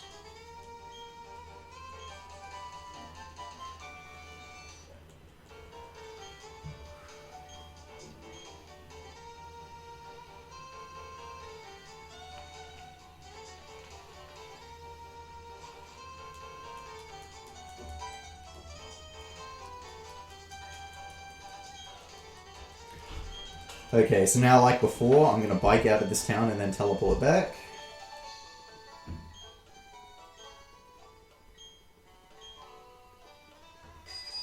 Oh, whoops. Still 1B. Ah, come on.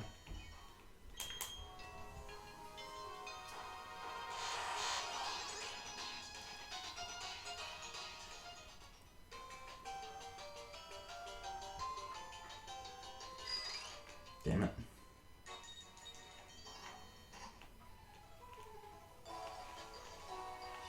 Come on.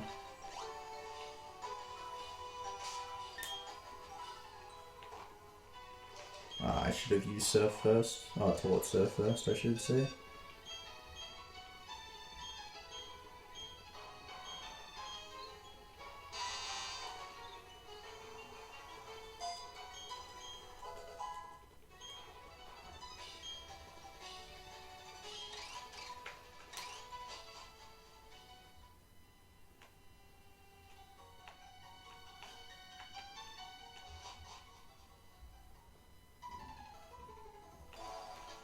Woo!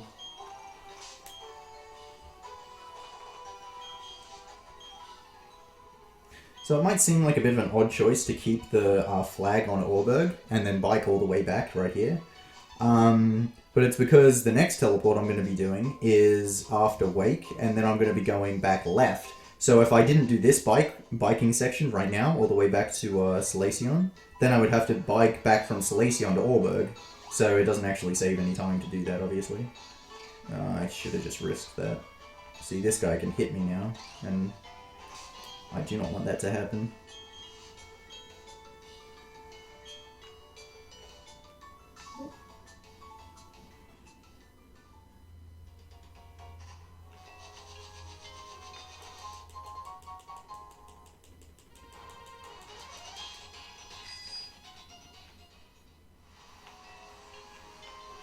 Okay.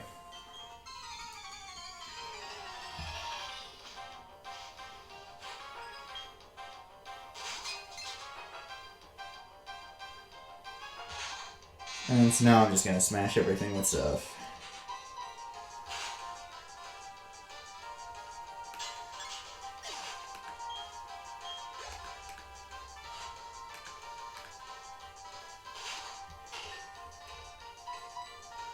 And so now I'm like, 20 levels above everything. I have Choice Specs and Surf. Like, nothing really stands a chance of living at this stage.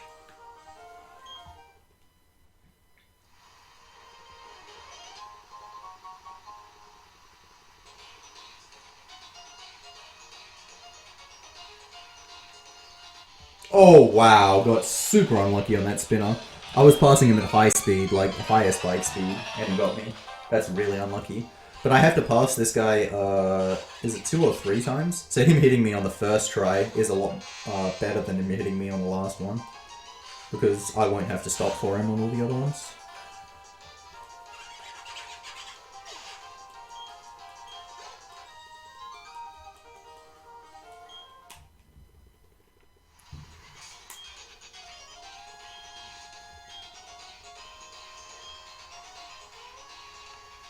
And okay, these are the trainers that I was talking about before, because I only have 1 sleeve alive. It's faster to fight them as a double battle instead of 2 singles. If I had both my slaves alive, the amount of time it would take to send out Abra and then kill the Abra as well would make this slow. I see you guys talking about that anime in chat. Yeah, stopping at Battle Frontier was a poor choice. Sinnoh League was excellent, and the anime has actually peaked. Like, peaked right now.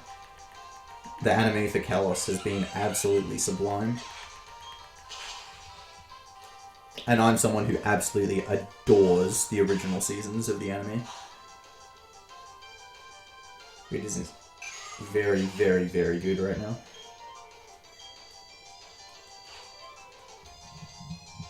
But yeah, this Weasel right here is actually the closest Pokemon to outspeeding Tentacruel throughout the entire run, because its ability is Swift Swim, so its speed gets doubled. But I get it by 1, because I am too quick.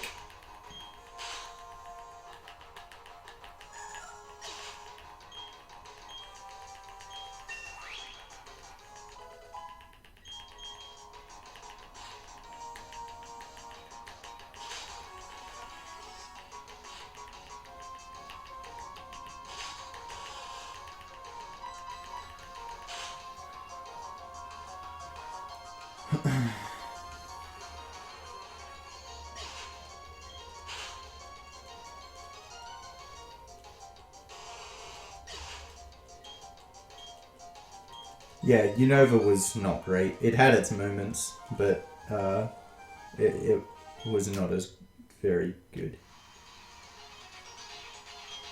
It had some bad characters.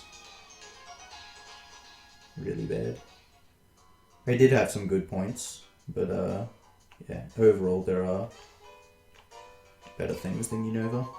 So I grab this PP up, which I'm going to be using on Surf in a little bit, and then into the Mart. So only going to grab 2 things here. I'm going to grab X Specials, which I don't actually need this much, but I am going to buy 31. And that's the only X item that I need, because Tentacruel's a beast, it doesn't need anything else.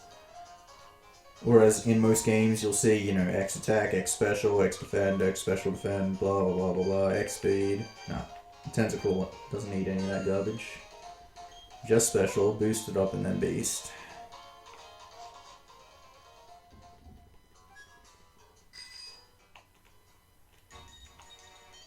Up. Whoop. Grab this candy. And then down here. 2.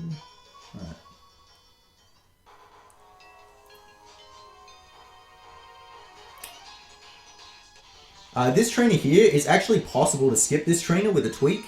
But the only way to make the game not crash after skipping her is to save. If you don't do that, the next time you open a menu, the game will crash. And so because of that, because you have to pass it twice, it's actually slower to do that, because you would have to save and reset twice, which is slower than just fighting her. Plus the experience helps a little too.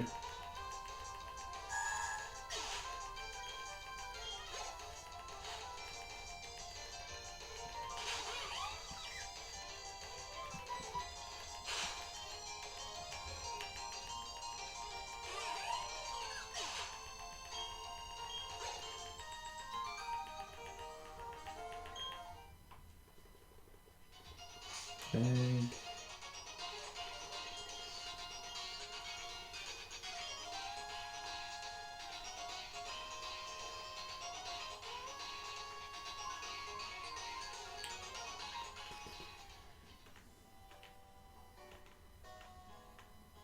Now for incomprehensible text man, who says you have nowhere to sleep, but you can stay. We're totally booked, but you can just rest anyway. Anyway. So like I said before, we're skipping Maylene, and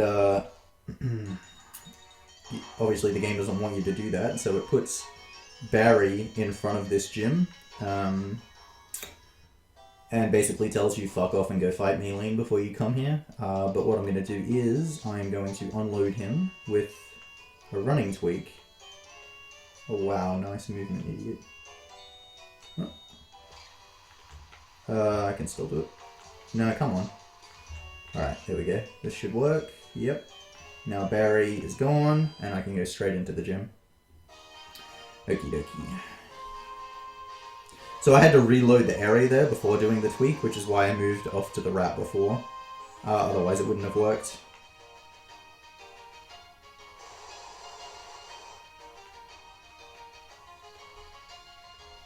And as you'll see later, that does some pretty funny things to Barry later on.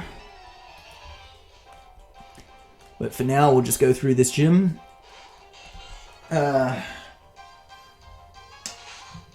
Now, like I said before, I'm locked into the first move that I use because of the choice specs. So I'm going for Surf here. Even though this Wingull would die to a Poison Jab, Pelipper actually has much higher defense than Special Defense. So much so that with the choice spec, Surf does a lot more. Surf will kill this Pelipper, guaranteed. Poison Jab would never kill it. So, Surf is the option here.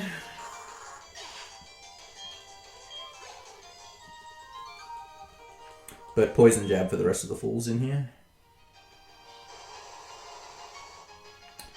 I could take off the specs and put on the Poison Barb, so that I would like one-hit this B-Barrel here. But it isn't fast enough to be worth it to switch items around like that in this case. I may end up putting the Poison Barb on later on, depending on what my health is in a couple situations. But for now, we'll just keep the specs. Yawn is better than Hyper Fang. Just keep the health there.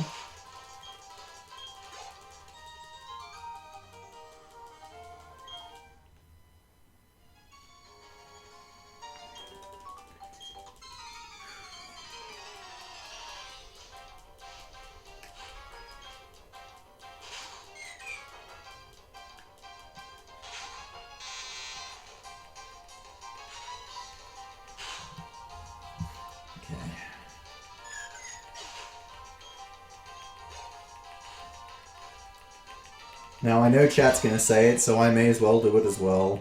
Ha ha, obligatory, this fool is fairy, why isn't poison, whatever, wah wah wah wah wah.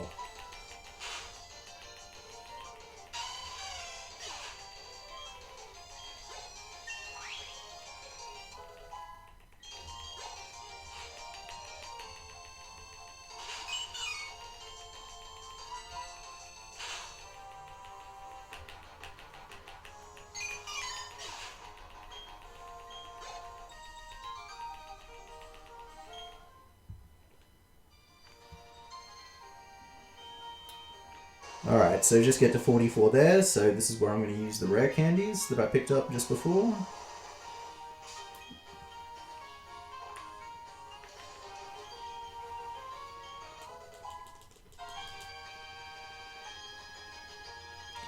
And while I'm in this menu and right next to it, I'm also going to use that PP up on Surf.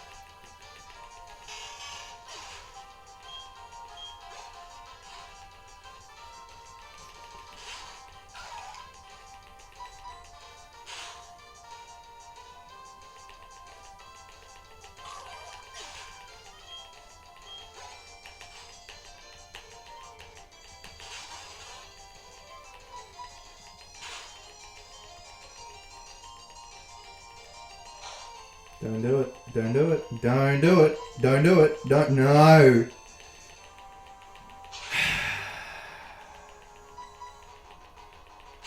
I've never seen that Golduck lead with Water Pulse, by the way. It has Confusion and Fury Sights, which both do more, and I've both seen.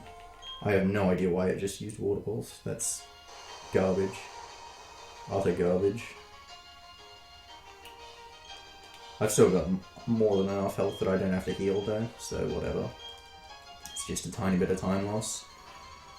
So Wake, the strat here is I'm going to use a Surf first on this Gyarados. This Gyarados takes 2 hits to kill. But I'm going to use Surf and then use an X Special. The reasoning for that is, if I use an X Special and then use Surf, it'll put it into heal range, or potentially put it into heal range anyway. So I gun up the Surf first, then stock up on the X Special, and then start to kill everything in one hit.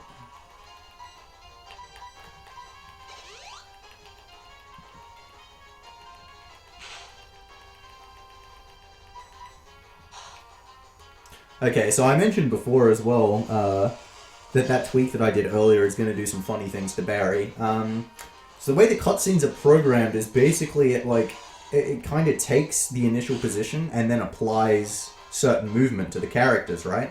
And so Barry is not supposed to be on screen when you exit this gym. He's supposed to be off screen to the top, and then a cutscene comes in where Barry comes down and he talks to you, and he's like, "Yo, what's up? You beat my idol Wake? You're a fucking boss, dude." But because he's already on the screen, I just deloaded him for the time that I went into the gym. He's still actually there. That same movement is going to be applied to him, and it's going to make him do weird things. For those of you who have seen this run before, you know exactly what I'm talking about.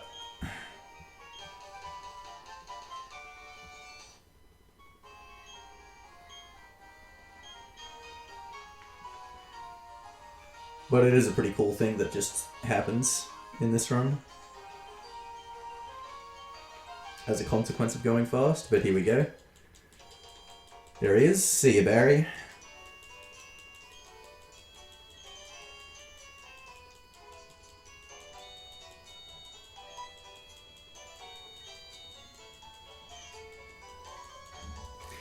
And what's cool about this as well is he stays in an incorrect position, because it still applies even after the cutscene, just a relative position to Barry. So he ends up standing just like kind of in the middle of nowhere. Like just there. That's not where he's supposed to be at all.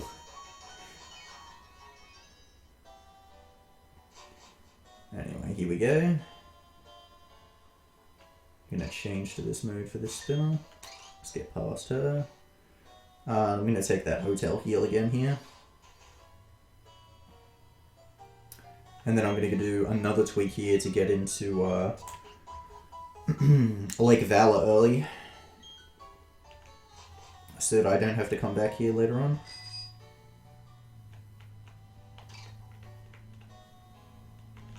Ah, messed that up. Alright, I've got to reload this area. There we go.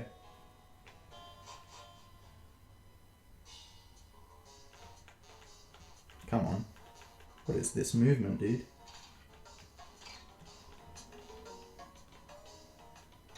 Okay. So that tweak and the one that I did to get into Wake's gym, you actually can do them with just the running shoes on, but they're easy enough that I just decided to do it with the bike on, just in the third gear. But I was a bit messy on both of them anyway.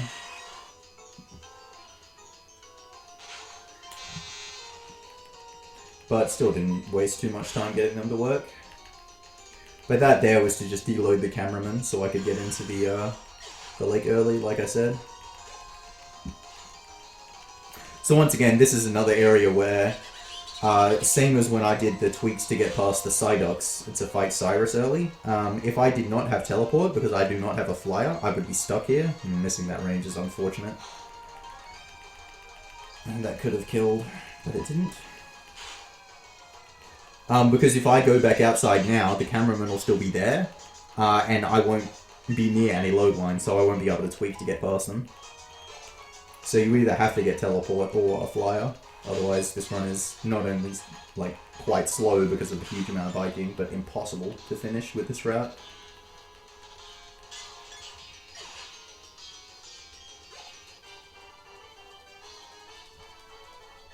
What's interesting about Lake Valor as well, and something that I still do not understand, and if someone could tell me why this happens, I would much appreciate it. After I beat this run, the lake will still be dried out, but Azelf will be here, which I do not understand whatsoever, because the lake is supposed to fill up when you beat Giratina, but that's also what's supposed to put Azelf in the lake, so I don't understand why Azelf is there, but the lake is still dried out. Because I never finished the Team Galactic sequence.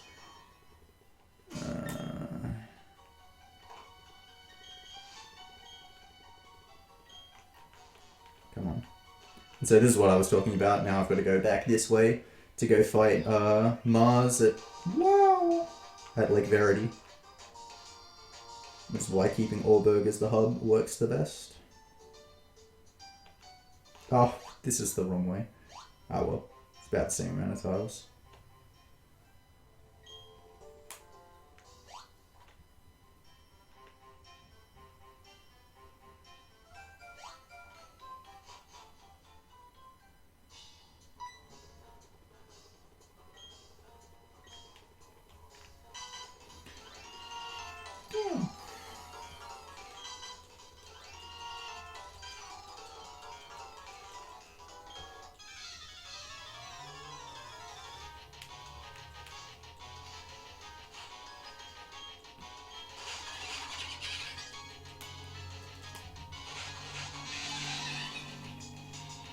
Considering all the double battles in this game, like, Surf is just the best move ever.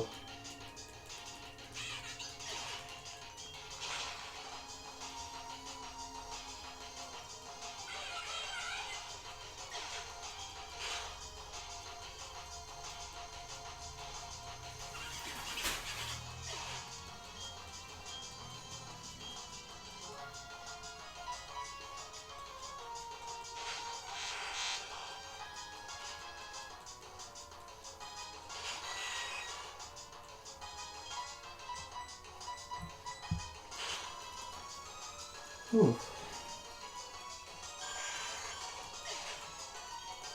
Alright, I guess one of the other things that I haven't talked about in this run, so whenever you go into a new area, whenever you load a new area, the encounter rate for the first 5 tiles is significantly reduced. It ends up being like... I forget what it is, but it's like a 50th of what it normally is for the first 5 tiles. So normally for instances like this water tile right here, you generally aren't using a repel here because the chance of getting an encounter is so low. I am going to use a repel because it's going to be 246 steps before I get out of the grass, so I may as well use one there to reduce it. But for example, you saw me biking through grass just before Pastoria City, and there was 5 tiles of grass there, and I just went straight through it without a repel, both times as well. And that I did that because there's such a little chance of me getting an encounter there. If that wasn't the first 5 tiles, because I was on the bike, the chance of getting an encounter there would be like... I can't remember the exact numbers. I think it would be about 50-50. It'd be quite high. But because it's the first 5, it's about 1%. I was doing that in the grass patch, and I still do it again another time after Hearthome City as well. And I actually abuse it later on in the Snow City, which I'll show later on. Alright, this Perugly usually uses Fake Out, but I just smash Surf and hope it doesn't. I've only ever once seen it not use Fake Out, and that was the one time that I decided, nah, he's going to use Fake Out, so I'll just use an item, and then he didn't. And it does have Hypnosis, and getting hit by Hypnosis is really bad, so I'd rather just use Surf.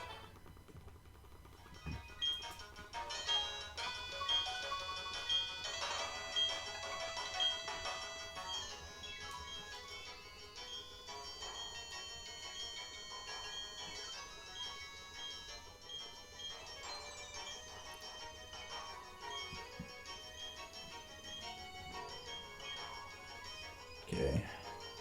Damn it, lost 2 tiles there. Hopefully I don't lose too many more.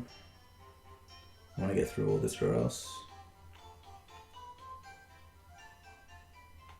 Whoops, come on.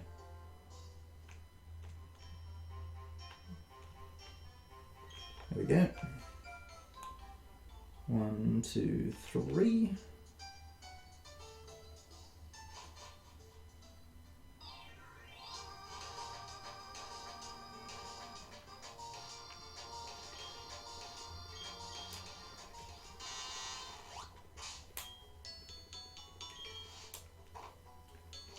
Pop up the Aether on Surf here.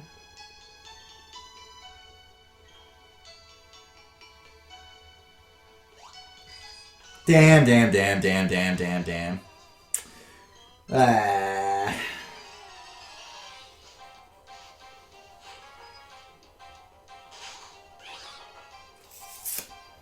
Alright, I'm gonna surf this guy. It's not gonna kill the Mantike, but Poison Jab wouldn't kill the Machoke.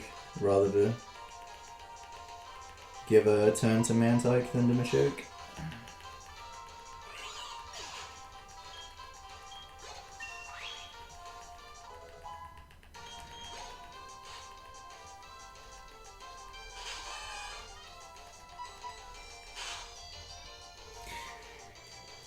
Dang. So a few spinners have caught me this run. This one's a bad one to hit because you only have to get by him once. And he's got a couple pokes, and one of them doesn't die in one hit. It's not a great one to hit. Whereas the guy with the Krogonk who hit me, I'm like, yeah, whatever. Because I've got to pass him a couple times and it's only one poke, so it's not that big a deal. That one's a bit more of a time loss.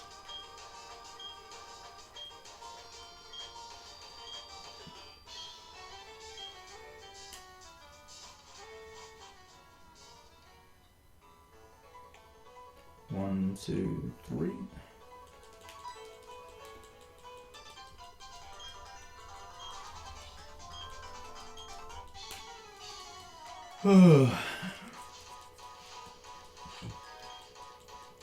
Alright, so I'm going to take out the Staraptor with Surf and then set up on the Rapidash because the Rapidash does less damage.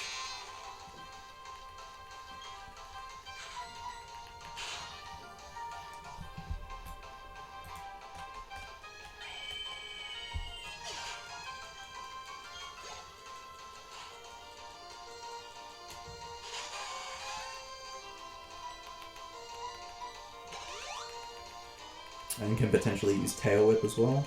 Ooh, takedown miss. Beautiful.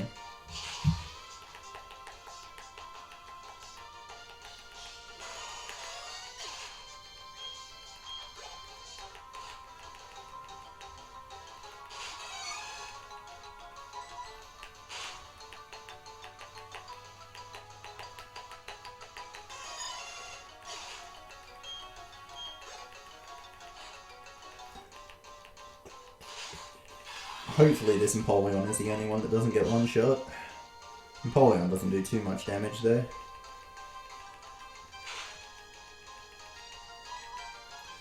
So this Roserade coming up was the one I was talking about earlier where Liquid Ooze can help. This Roserade is a range and it can use two attacks. It can use either Giga Drain or Leech Seed. So if you miss this range, having Liquid Ooze would always kill the Roserade after it. It would kill itself by trying to steal your health. But hopefully I can just hit the range. Beautiful. Alright, so I've got to work out my PP here. I have to use a few Water Pulses here. Hydro Pump is not actually useful in this run, unfortunately. Its lower accuracy means I would have to use an X accuracy, and it's better to just use X specials and then use Surf. It's better to use Surf than Water Pulse. I can Water Pulse like everything in this gym and it would still die, except for the last two. But because I hit that spinner, I'm going to have to use a few more Water Pulses than I normally would, because I'm a few Surf short. Surf has short attacks, which is why I would rather use it over Water Pulse. I think I have 10. So I think it's the right option to go Water Pulse? Yeah.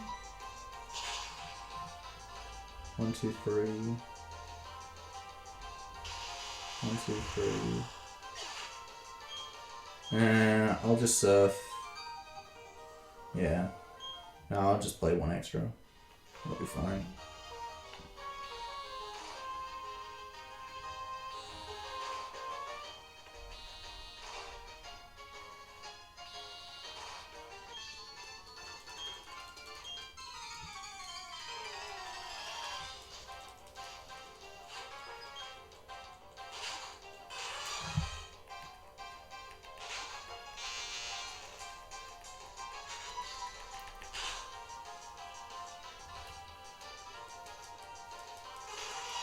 Now I've got 7, so I have to Water Pulse the other ones. So I actually should have surfed that first Steelix.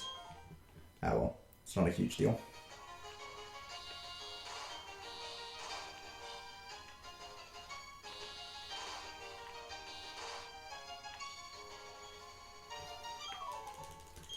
There's like really nothing to talk about in this gym. This is just the easiest thing ever.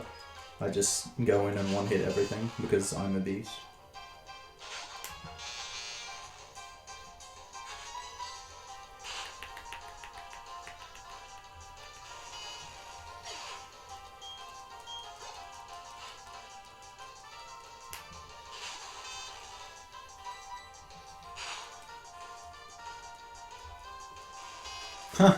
I'm really cool, by the way. I never tweeted out the stream. I wrote up a tweet that was like, hey, this run just started, but I never tweeted it. I just left it written up on my Twitter page. I'll just tweet it now. And we'll just all pretend that Twitter had a 2-hour delay.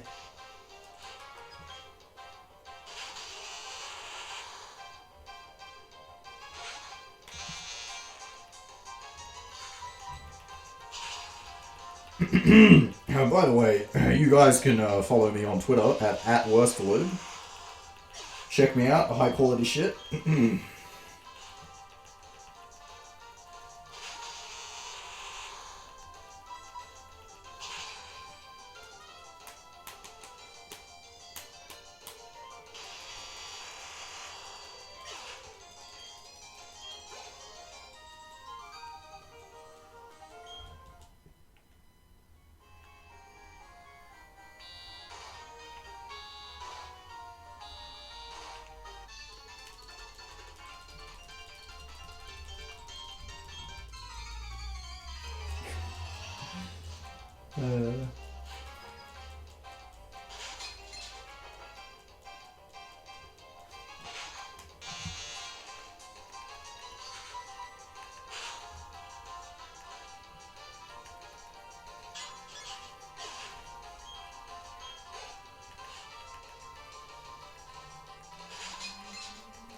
Alright, these bronzes actually have decently high special defense, so I have to use surf on them. So even though I hit those spinners and I have some extra experience, I actually don't think it's going to matter for anything. Because I don't think I'll hit 51 before the trainer in the snow. The last trainer in the snow, which is what actually matters.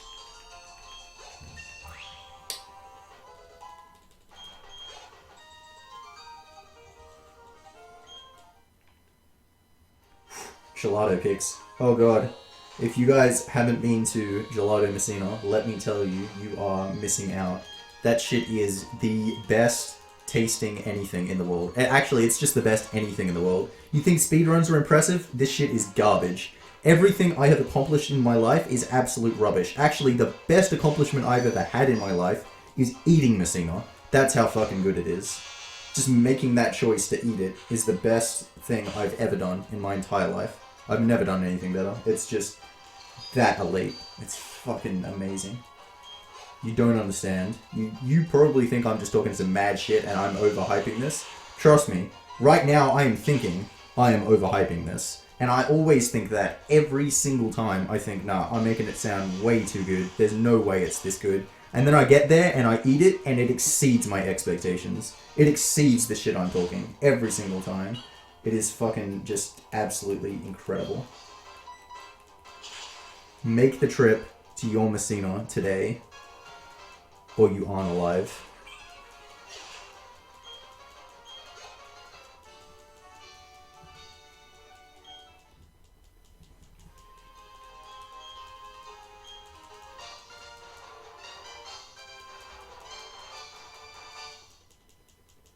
Oh god.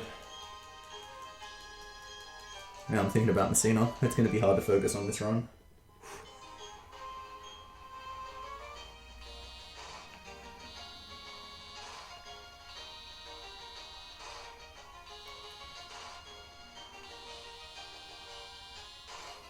Nice. Okay, so just going to duck out and get strength. Because unfortunately, all these damn HMs that you need to complete the run because you can't skip Victory Road no matter what you do because there's bloody water before Victory Road, so you can't do any like, decent tweaks before it. All you can do is running tweaks, which just deload NPCs, they don't actually do anything. Well, they modify with Z coordinates. Like you can tweak, you can do a running tweak before Victory Road, and appear to not go through the waterfall before Victory Road, but you actually still go through it. I just got off my bike for no reason. But yeah, so that's why, like, if you could skip Victory Road, you could skip, like, everything. Because you can get to Sunyshore early. You could just go to Sunyshore, go to the Elite Four, and then just beat the game. Okay. Teleport. And so, because I don't want to go all the way through and do that side-up tweak again, I'm going to approach Mount Coronet from Eterna, now that I've got strength. So we're going to go up through there.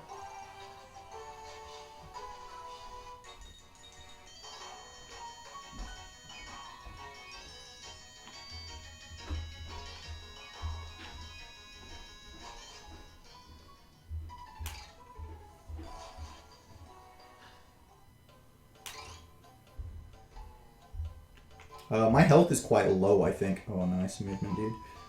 So I'm going to equip the Poison Barb. After it's each strength.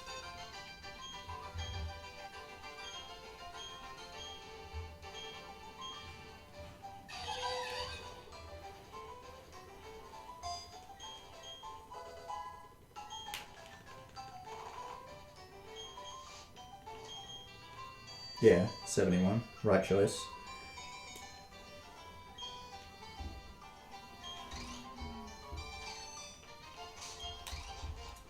Right, good. Pass that spinner. So the Poison Barb is only going to be for one Pokemon, but it's going to be really important because it's for a Tropius. So by putting the Barb back on, it's going to make the Poison Jab kill the Tropius, whereas it wouldn't before. And the Tropius uses Body Slam. So if I didn't do that, and then it got off the Body Slam, and then the Body Slam paralyzed, he would then get another Body Slam off and kill, and obviously I don't want that to happen.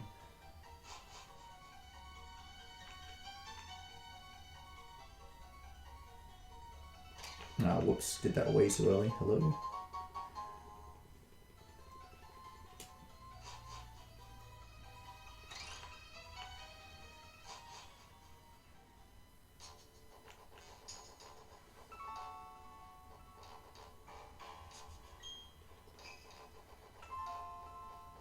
Okay, so here's the snow route. So there are a lot of tiles on the snow route that actually look exactly the same.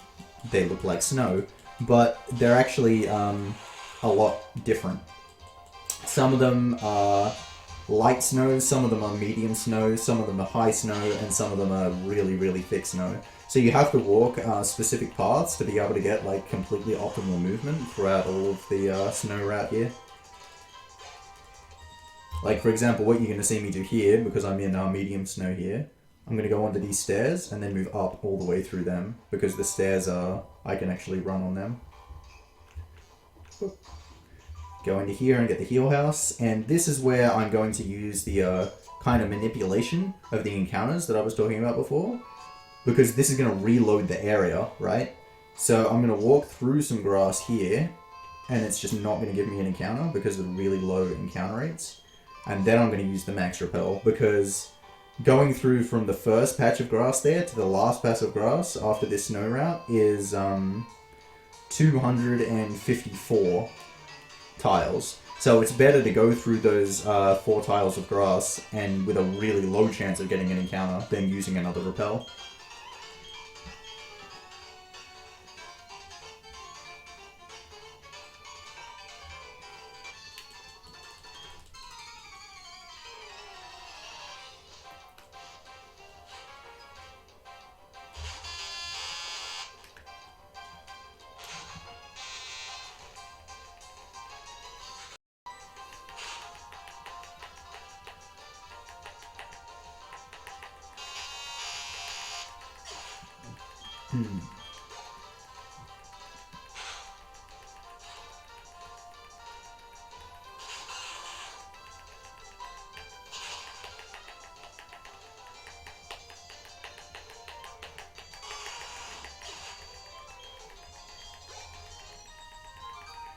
And conveniently, even though we do skip mainly, yeah, she does show up right there.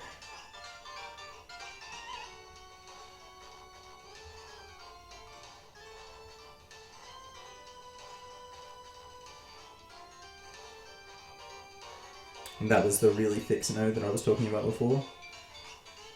Alright, duck over here. Pick up this candy. Move up one tile, so I can get the one quick tile that's right here. Zoom!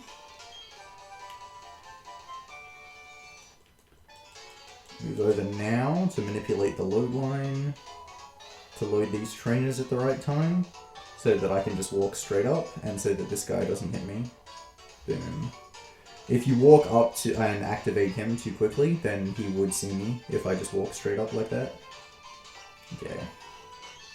And here's the last trainer on the snow route.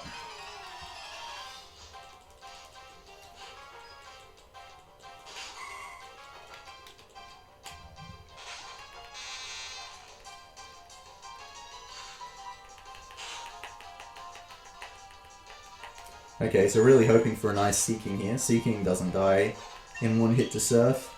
I don't want to take too much damage here before Candace, because Candace can be a bit tricky. She definitely can kill you if things go a bit wayward.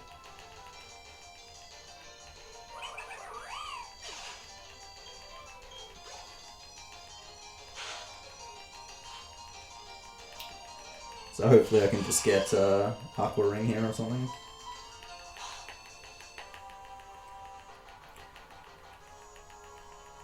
Yep. Okay, cool.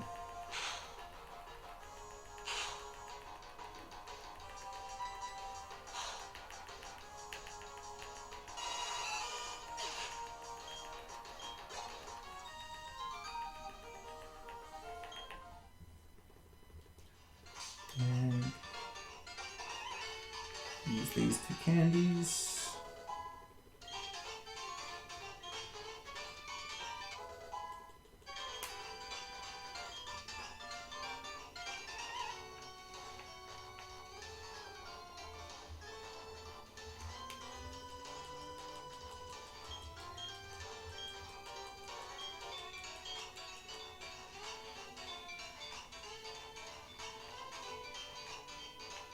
Walk a slightly slower path here. It's faster to go to the top right there, but it takes an extra tile, and the rappel would wear off one tile before I got out of the grass if I did that, which is not ideal. Alright, let's hope I remember how to do this gym puzzle without fighting a trainer, and then into Candace.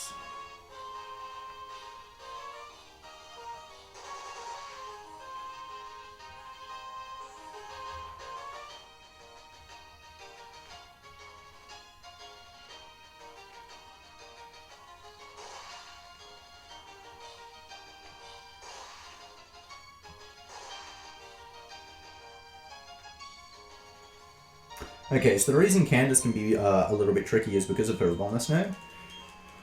So like I said, I've got choice specs on, so while I would like to use Poison Jab on the Bomber Snow, I'm actually committed to using Surf. And Surf doesn't 2-hit unless she uses Wood Hammer, because then the Wood Hammer recoil takes her down low enough that Surf will 2-hit, but she can use Avalanche.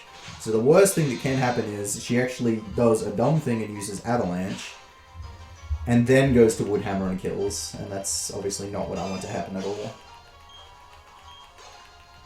So I'm pretty much banking on the Wood Hammer coming turn 1.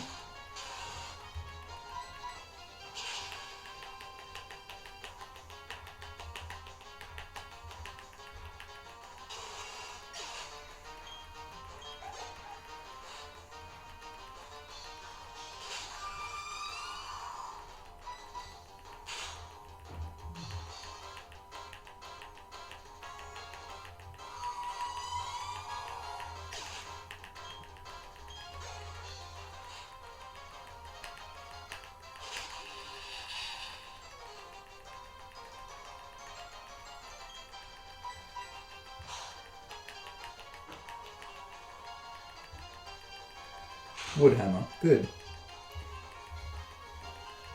Alright, cool. So that's a perfect fight, and now I can Surf and get the kill. That was a really nice segment as well. Good snow.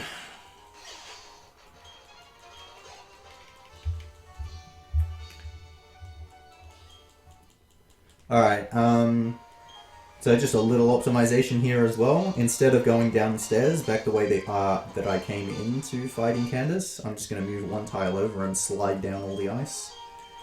Because I move faster on the ice going downhill. Whee!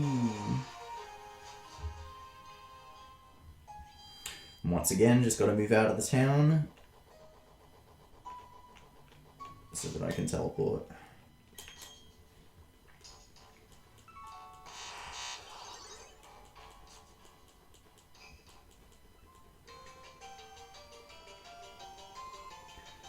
Alright, so now we're off to Sunyshore, and there's a lot of spinners along the way.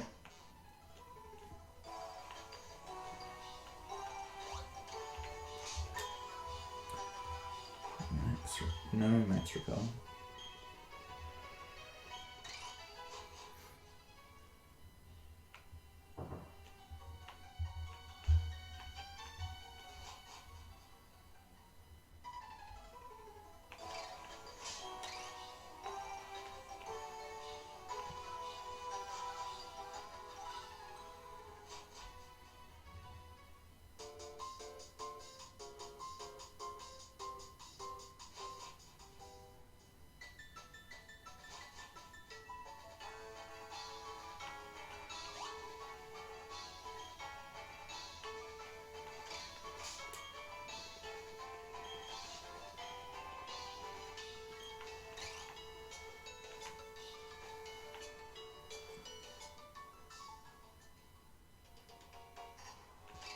Come on.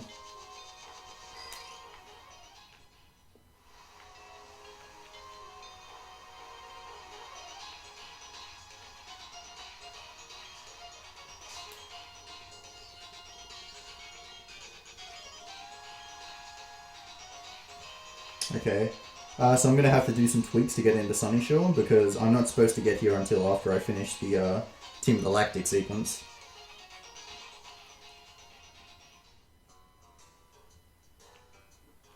So I'm just going to do one to get past the guard, and then I'm going to do one just to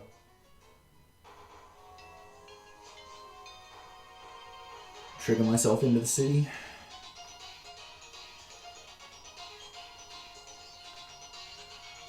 Okay.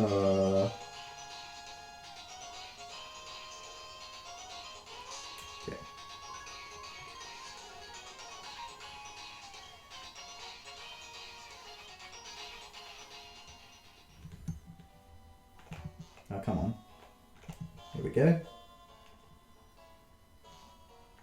Oh, jump up here. Oh, hello. Alright, pick up this full restore, because I'm likely going to get paralyzed by Jolteon before that. Nice, got that one first try.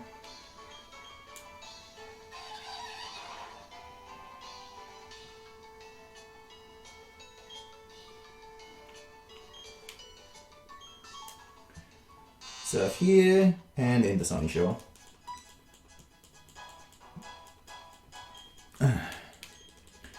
So what's interesting is Flint comes out here. If you enter Sunyshore and any of the other two tiles, other than the one I'm on or the one below me, the game soft locks. It just, like, the game just completely does nothing. Because it tries to play this cutscene and it doesn't work. The other thing that's cool is the palette that Sunyshore has right now. And that the lighthouse is just simply not loaded. It's a really cool sprite.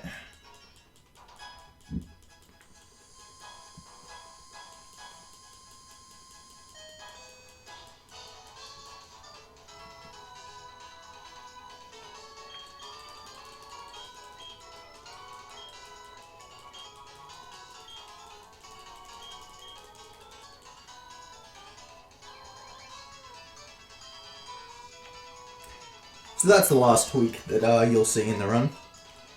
So we skipped a hell of a lot of the Galactic sequence. We did a lot of the Galactic sequence that we had to do out of order as well. Skipped fighting Maylene, skipped a few fights along the way, and a few cutscenes with like Cynthia and such when we did the Psyduck thing, like skipped getting the secret potion. What was really interesting about that I forgot to mention at the time, or I forgot that it happens as well, is that Cynthia gives you a secret potion. Oh no, she gives you the, what's it called, the like pendant or something, to give to a grandmother in Celestic City. Celestic Town? Maybe it's Town. And when you get there, the grandmother still says, she's like, oh, yep, you gave it to her, but you don't actually have the item. It's just like, yep, you gave it to her. Gave her absolutely nothing. But anyway. Oh, I digress.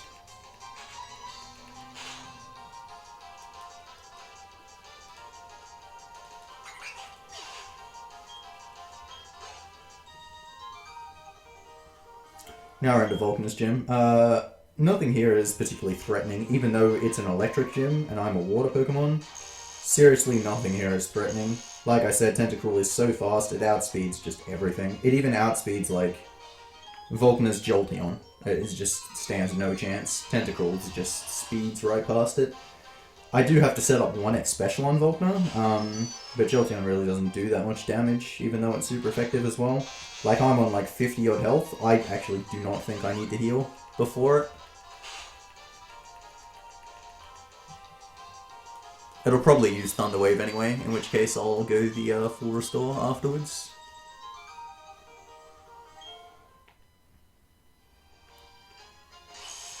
But there are 2 spinners in this gym. One is very likely to hit you because you have to pass him 3 times, but he's only got 1 Pokemon.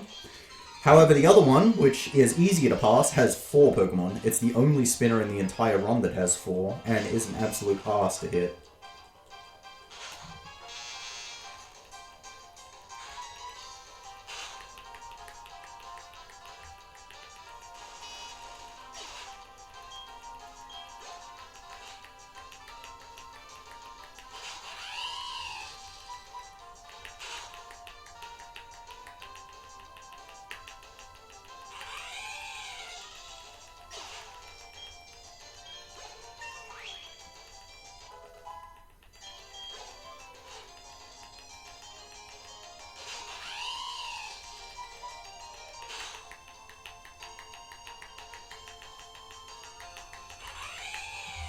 Alright, cool. So using Water Pulse there to save some Surf PP, so that I won't have to Max Ether, Surf until after this gym. Spin away, you arsehole. Spin away, you arsehole. Thank you, friend. Alright, cool. That was the Pikachu spinner, by the way, in case you didn't figure that out. And that's the one who usually gets me, so that's 1 pass out of 3 past him now.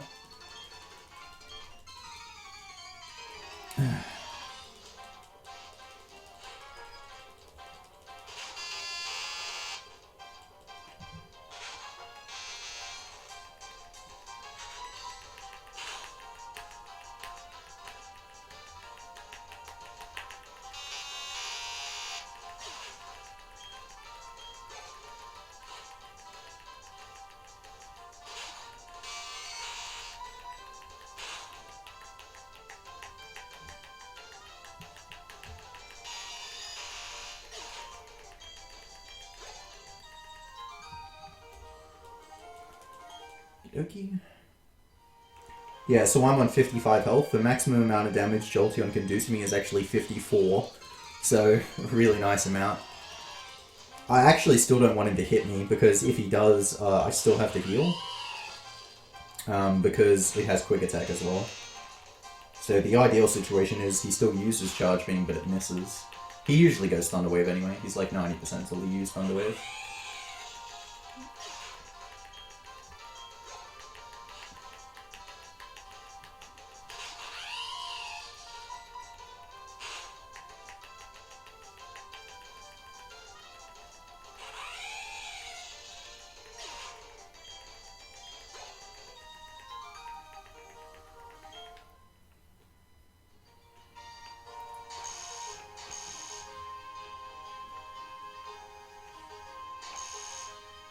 Okay, this is hopefully the last trainer in this gym. It's unfortunate how many of these guys you have to fight in some of these gyms.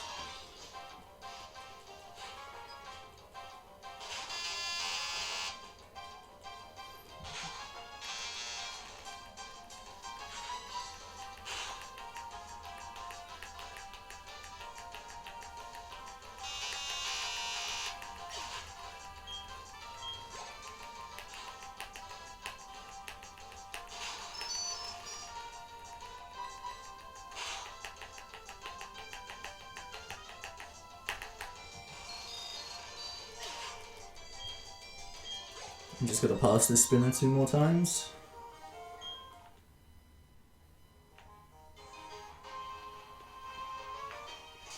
Oh, good thing I opened the menu. And he got me anyway. Arsehole. Dang.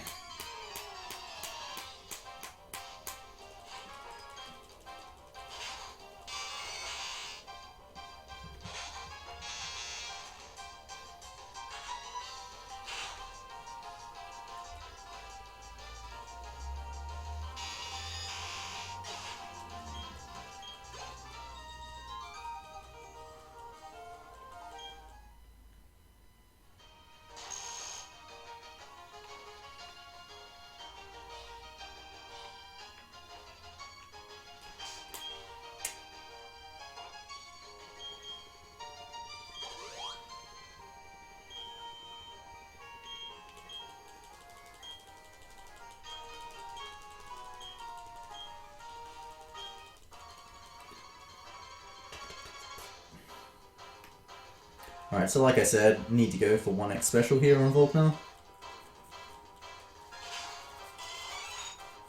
Because unfortunately, some of his pokes do have decent special defense. Alright, give me that charge beam miss. Come on, buddy. I know you can do it. Charge beam miss. Ah, that was expected. Alright, let's go the full restore here.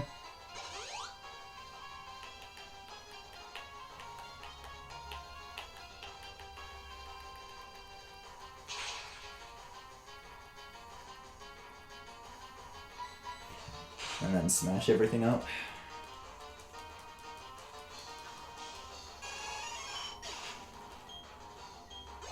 Alright, so level 55, and now I learned Ring Out. Now, Ring Out is a move that not too many people are familiar with. Because, I mean, not too many Pokemon get it, and you don't see it in, like, competitive use or anything anywhere. The way Ring Out works is, it does the power of Ring Out is 1 plus 120 times the percentage of the maximum health that the opposing Pokemon is on. So if they're on max health, it does 121 power. If they're on half health, it does 61 power.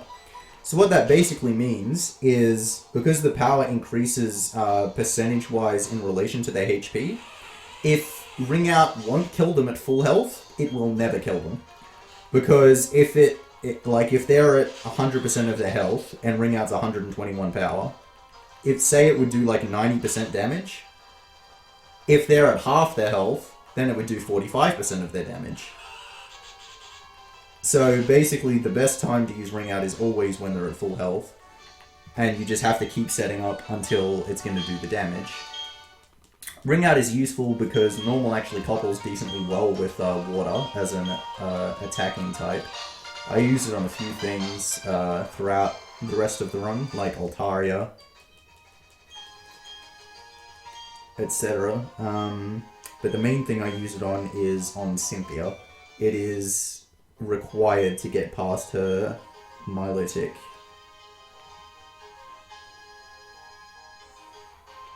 Because Surf just does not do enough. And her Rose Raid too.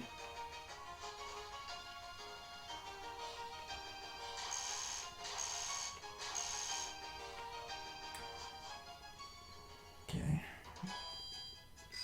Oh, whoops. I forgot I was in the wrong gear.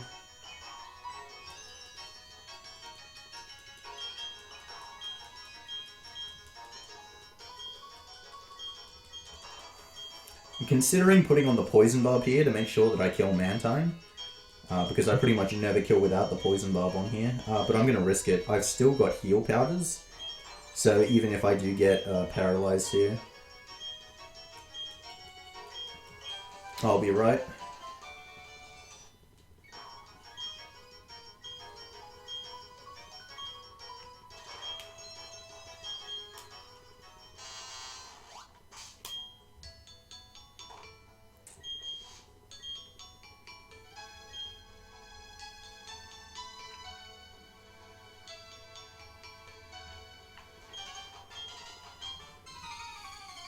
I technically can still get this Mantine. I think it's a 1 in 8 range without the Poison Barb.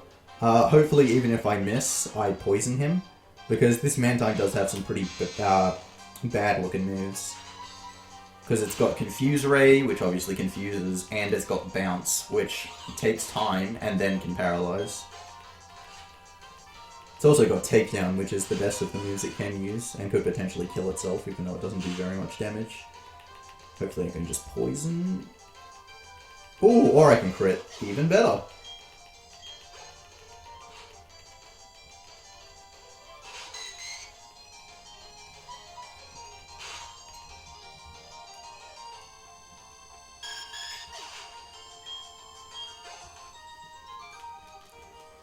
Okie dokie.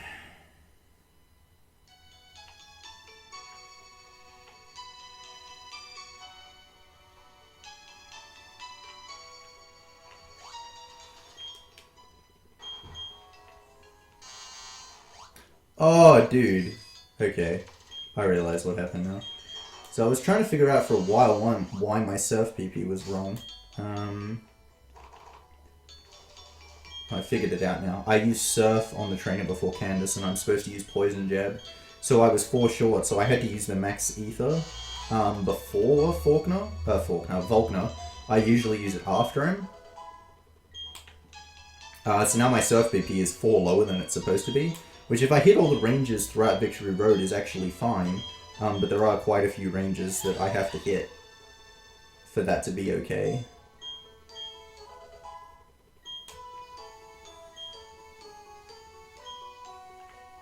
I'm not sure about this. Wait.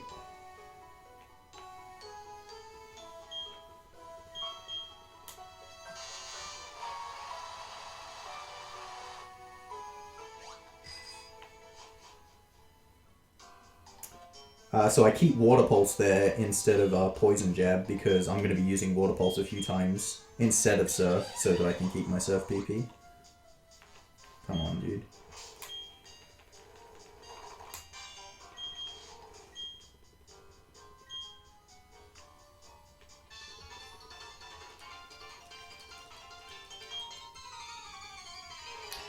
Alright, so this is the only fight where I actually use a Switch Play to get Choice Specs access back. So Blissey obviously has monstrous special defense, so I use a physical attack on him. Go to Waterfall, but then I want to be using Surf on these next two. And it's actually faster to switch out and let something die than to do any setup. To like use X attacks and then waterfall everything, or somehow use X specials and kill Blissey with Surf, which would just be hella slow. Or to take off the specs and then do it. It's faster overall to do this, because this Magnezone has bad attacks. It generally uses Thunder Wave, can use Discharge, which also paralyzes a lot. And the Blissey has Sing and I think Light Screen maybe? Another good thing about this mimicked Abra is it does not have Synchronize, so it doesn't paralyze this Magnezone with Thunder Wave there. Would just be a waste of time. Let's go Inner Focus. It's a good boy. So now switch to Surf, and now I can just kill these two.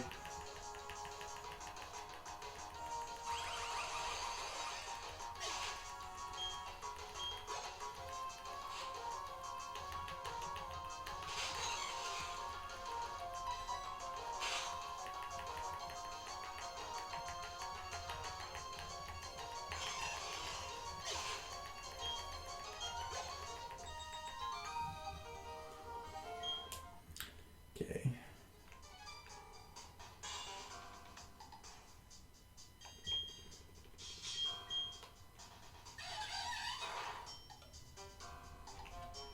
Okay, so like in instances like this, I changed back to the quick acceleration gear, because I gotta move one tile a bunch there to push all those boulders around, so it's faster to just do that.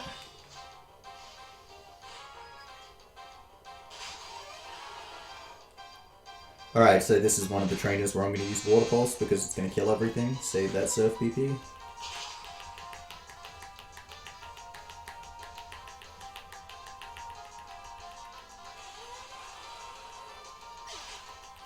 This is the last, like, gimme trainer of the run. Every trainer after this has at least something that can go wrong. No, the last trainer of Victory Road is also a gimme.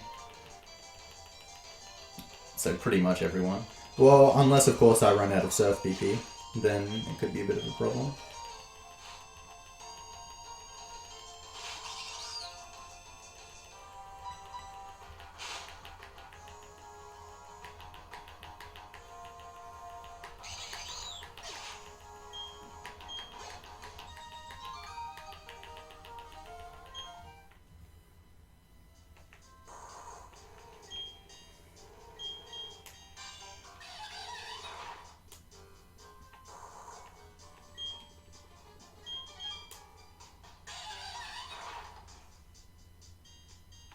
Okay, so this trainer, she leads with a Clefable. Clefable can either use Light Screen, Reflect, or Gravity. Light Screen is bad because I want to use special moves. Reflect, good. Gravity, very rare, but also good.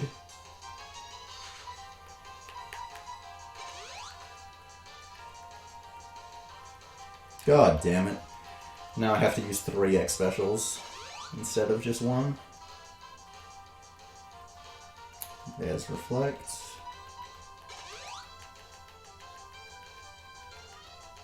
And there's Gravity. So just a little bit of a waste of time there, having to set up a little bit more. The other poke is Torterra, which I don't want hit without setup, and Torterra has Earthquake, which hurts Tentacruel a lot. Tentacruel's worst stat is defense, and Earthquake is super effective. Yeah, it does a lot of damage.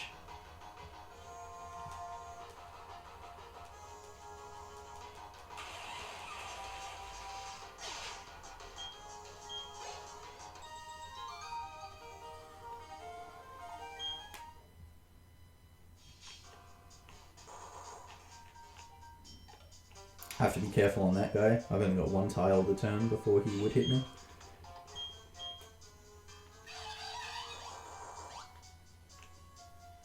Okay, so now starts the ranges that I was talking about before on Surf. This Machamp is a 13? No, this is the 11. The Dusknoir is the 13. 11 and 16 range to kill this one.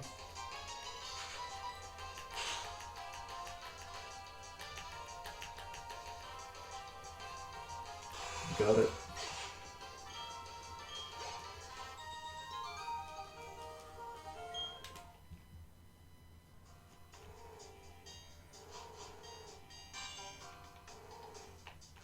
Oops.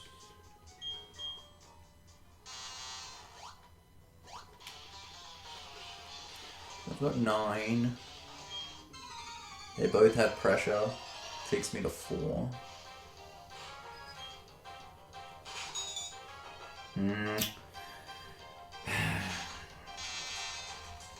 I want to play risky and be a boss, but it's just not the right choice. This Dusknoir is a 13 and 16 chance to die to Surf, but I'm going to use an X special just to make sure that it dies, because I can't afford to miss the range and then lose more Surf BP, because I need 4 for another trainer in Victory Road, and there isn't another PP item that I have that I can use. And if I miss the range, the move this Dusknoir uses the most is Mean Look, so I can't even switch out if I miss. It can use Curse, and I'll probably do it now just to be an arsehole. Will-O-Wisp, what the heckers? Well, that's interesting. Good thing I still have those heal powders, and didn't burn those off earlier. Okay, the Max Repel will wear off soon, so I'll couple that with using the heal powder in a minute.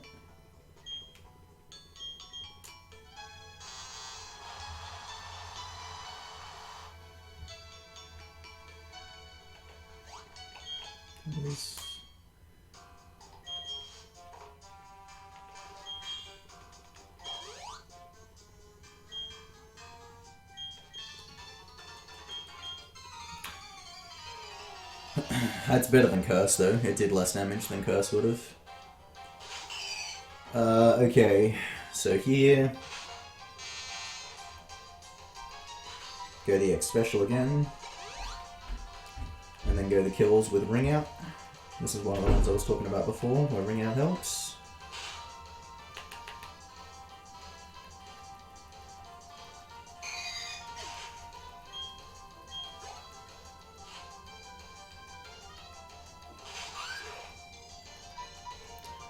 I think I've still got just enough health to not have to heal through Victory Road, which is nice.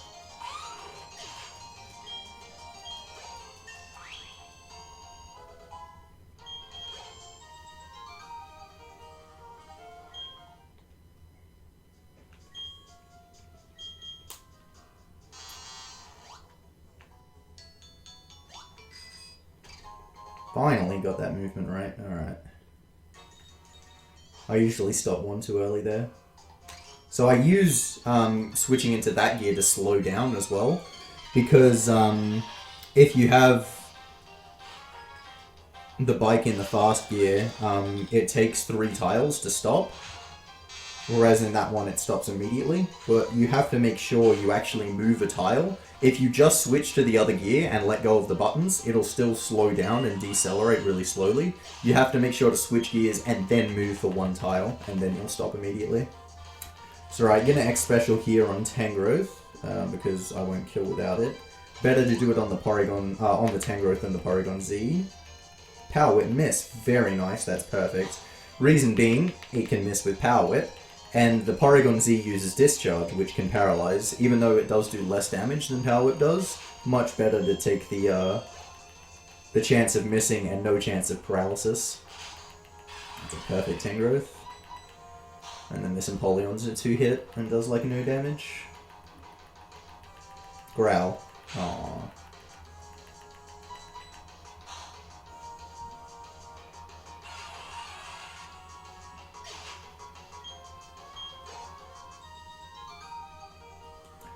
Alright, just one more trainer in Victory Road. Almost out of this place.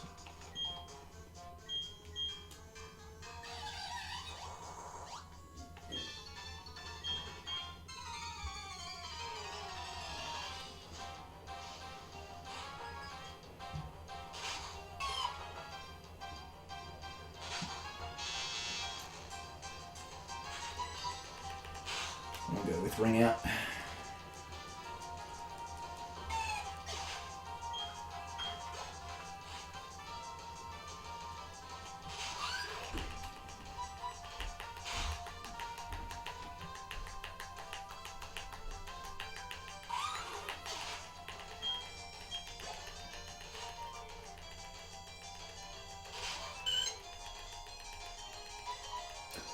Okay, so now I'm going to get to the Elite Four, and I'm going to do a box heal to heal Tentacruel. Usually I would leave both of my slaves in the box here, because it's faster for the Elite Four when I get to the Hall of Fame. Only one Pokemon registering the Hall of Fame. But because I still have that spare revive, I'm actually going to take one of my slaves with me, just in case I get crit at a really untimely time, that I can revive and just heal myself up. And so that way, instead of having to safety save, I just take a slave with me, which it'll end up being faster to just get the extra slave put into the Hall of Fame than to safety save before every time I could die. Dude, I forget everything. What am I doing, dude? This is not what you're supposed to do at all. Whatever. I completely forgot what I was supposed to do there. But that works. I healed Tentacruel, and I've got a slave with me. I probably should have put Monferno away instead of Abra, because Abra would die quicker, but whatever.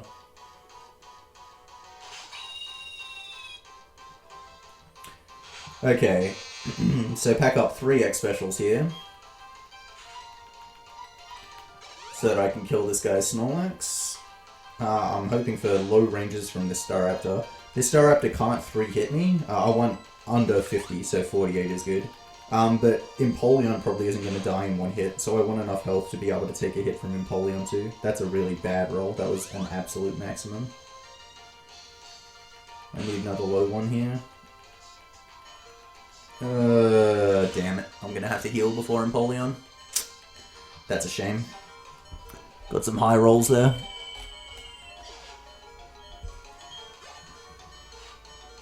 Was that 2 maxes? I think it was 2 55s back to back.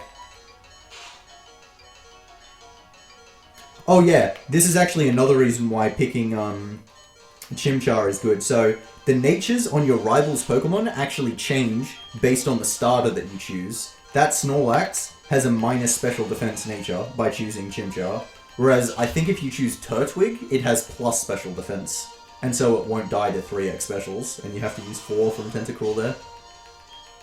So you always have to heal. There are some dumb things like that throughout the run, or really interesting things when you're routing you might not pay attention to.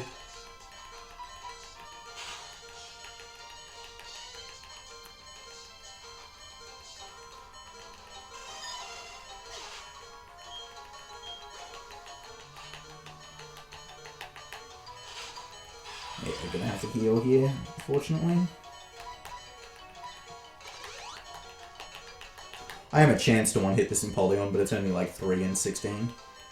And his Shadow Claw, it does between like 29 and 36. He used Aerial Ace because he was like, Aerial Ace can kill, so I may as well use that.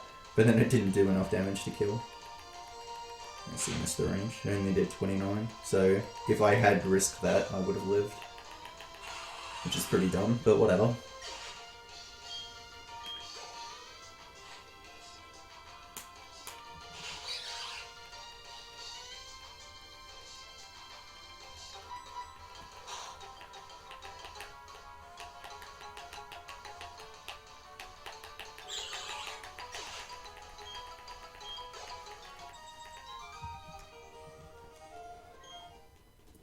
Alright. So a little unfortunate on that fight, but got out alive. And now for a very, very thorough backage check. Yep. Yeah, I remember getting all 8 badges. Well done. You've indeed collected all the badges of Sinnoh. Yep. Correct.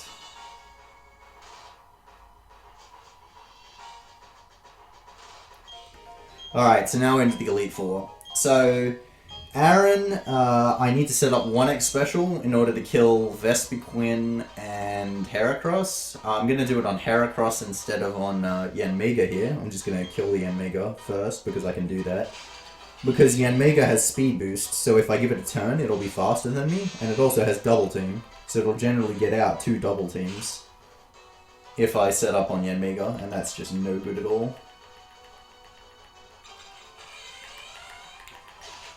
So yeah, in case you were wondering, that badge check that back there was not a badge check at all. It did not check for anything. Alright, so this Heracross generally uses Stone Edge. Hopefully I can get the miss one time. Miss. Dang.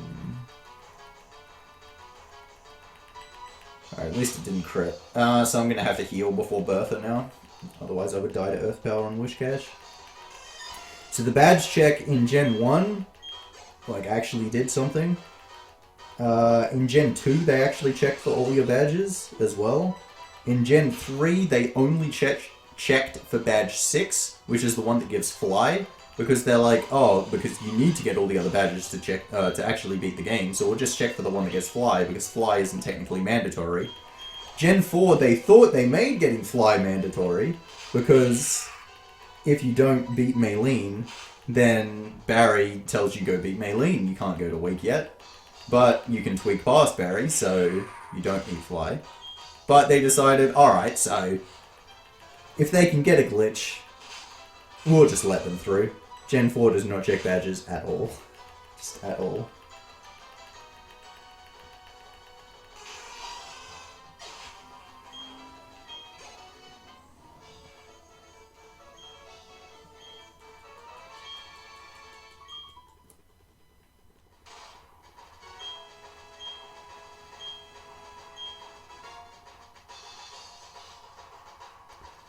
Alright, so now I'm going to have to heal before Bertha. Just a little bit unfortunate. I like to heal after Bertha because that's when I have to use my max elixir as well. So that's going to be an extra menu overall.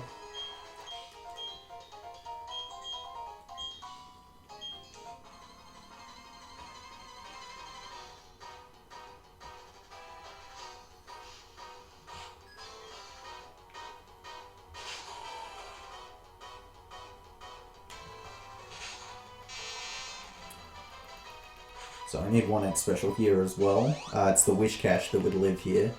And then I would do so much with Surf that it would then make her heal. And my Surf BP, as you can see, is actually really tight. I've only got 5 left, and she has 5 Pokemon. So I can't miss the range either. So better to just go the X special. And then kill everything here.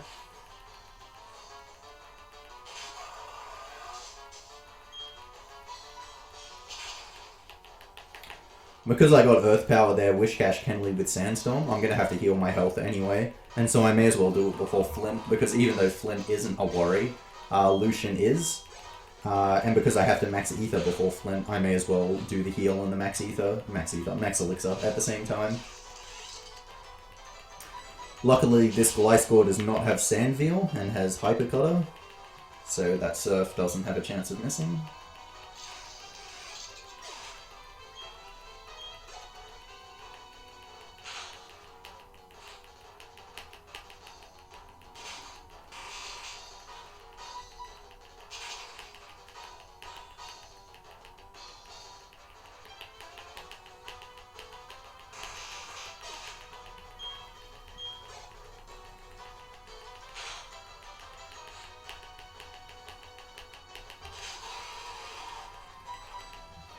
Okay, that's Bertha down. 3 to go.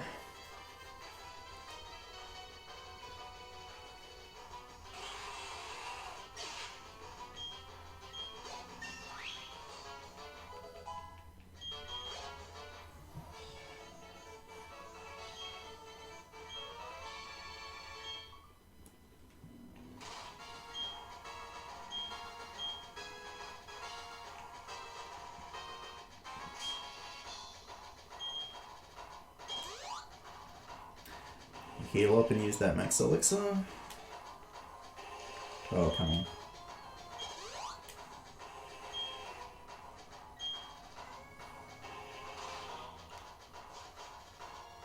Alright, so Flint's the only one that has nothing that can go wrong. Flint is the easiest Elite Four member in any video game. In this run, anyway. Even though this is a glitched run, so I'm skipping more trainers, so you'd think, you know, oh, you'll be a lower level, less experience, a more work around Pokemon than work with Pokemon, but no. 5 Pokemon, 5 turns.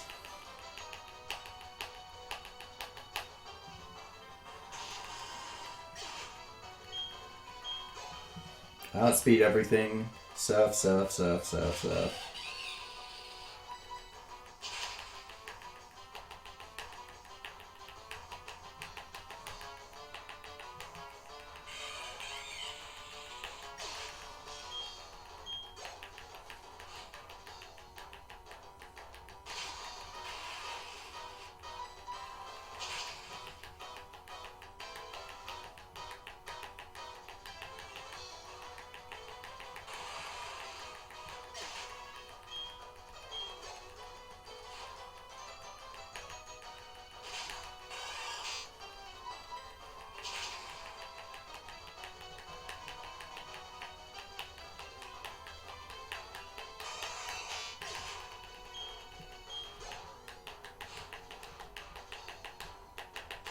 Okay, and now time for the last 2 fights. Now, the last 2 fights, bad things can happen.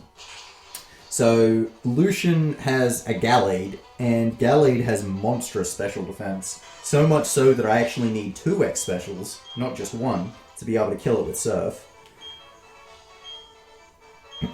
And he leads with a Mr. Mime, and the Mr. Mime has both Reflect and Light Screen, and it's a 50-50 chance to use either of them. Obviously, I want Reflect. If I get Reflect, then I can kill him and set off the second X special on Bronzong, and then everything's easy. However, if he uses Light Screen, I have to go to 3 X specials, and then he starts using Psychic. I have to heal once to let the Light Screen wear off, and then start killing. So it costs like between 30 seconds to 45 if he uses Light Screen instead of Reflect on this fight. So hopefully we can just get Reflect. Reflect. Good boy. Surf. So if I use the second X special now, it would always use light screen. So I want to kill Mr. Mime. I need one X special to kill the Mr. Mime, by the way, which is why I have to do setup 1. And I'm going to set up the second one on Bronzong, because Bronzong does the least amount of damage of everything before Gallade. Both Espeon and Alakazam would do a lot more.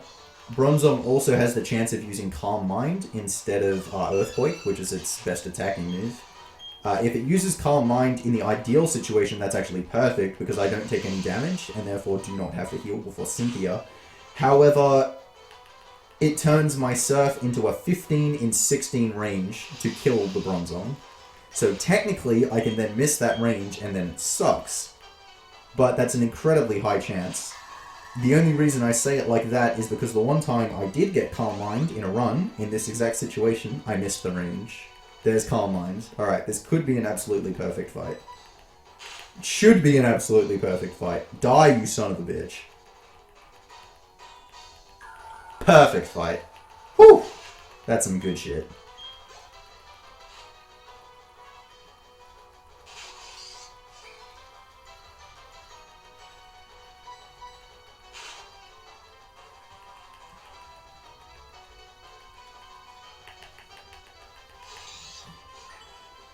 Insane Lucian fight. Alright.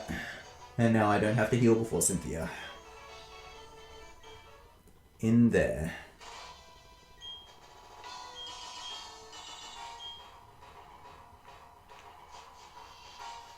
Now I probably should save before Cynthia, but I'm not a pansy, so let's just fucking go. This is what I brought the extra slave for. I mean, technically Cynthia could kill me twice, but whatever. So, okay, this is where having Clear Body really helps. Spiritomb is going to be smashing Psychic on me. Psychic can 3-hit me, it's a range. What I want to see is low ranges on the first 2 especially, so that I can guarantee that the third one won't kill me, so that I can go off the third X special. I didn't take off specs! Oh my god, I am so dead. I am so dead. No, I brought the slave. I'm gonna live. I'm gonna live. I can still live. Okay, I didn't take off specs though. I'm an idiot.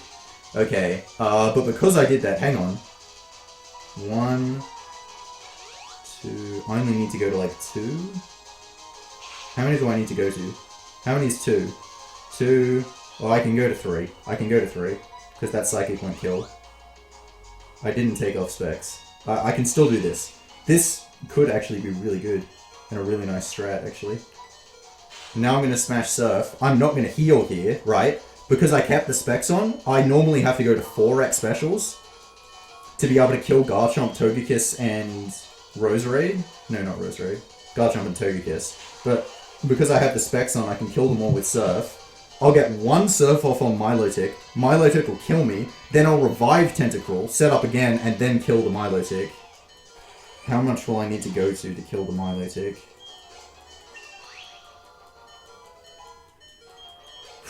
I'm working this out on the fly. Okay,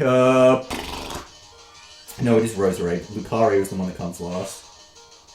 Shit, am I gonna have enough Surfs? 8. 8 is exactly enough, because of the pressure. Okay. What the fuck is happening?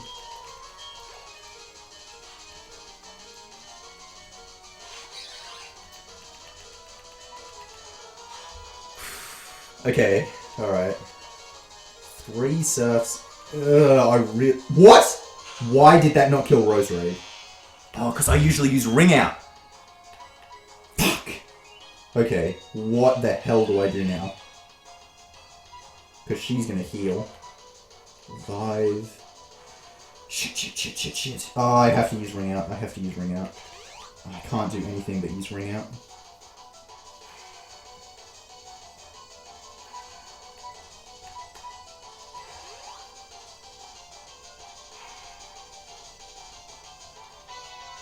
Because Surf's not going to kill Milotic from full. Damn it, Roserade. That strat was going to be so good. How much does Roserade do? Oh, I probably didn't even write down how much Roserade does. Okay. Good thing I buy extra X specials. Okay, I'm going to need to go to 5. How many? 5? 72. God damn it.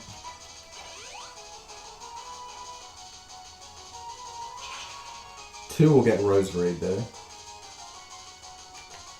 2 will get Rose Raid. Because 4 gets Rose Raid without specs.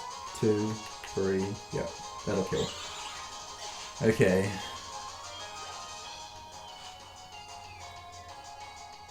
I'm gonna heal here because a Dragon Pulse crit would kill me. And I'm gonna have to heal before the Lucario anyway. Okay.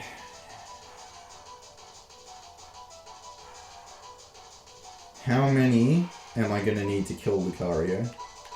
I'm just gonna go to 6. I'm just gonna go to 6 specials. And hope that's enough to kill Lucario. Because like I said before, because of the way Ring Out works, if you don't kill from full, you just do not kill. If I don't kill Lucario from +6, I am fucked. I am totally fucked. I think that's 6. I wasn't actually counting. I'll try and use another one, but I'm pretty sure it's 6. Yeah, okay.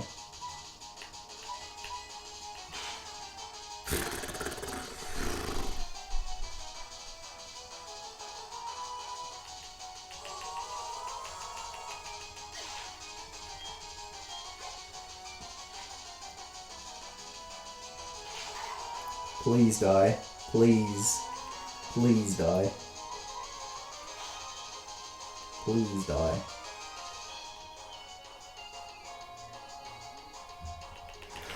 The crit! See ya, buddy. See ya, buddy. See ya, buddy. See ya. See ya. See ya. I'm a beast. I'm a beast.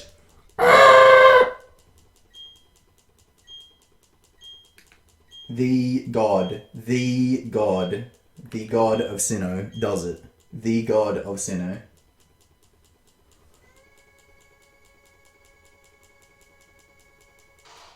I'm a beast. I'm a beast. Whew. That was too close. Oh man. Whew. That was too close.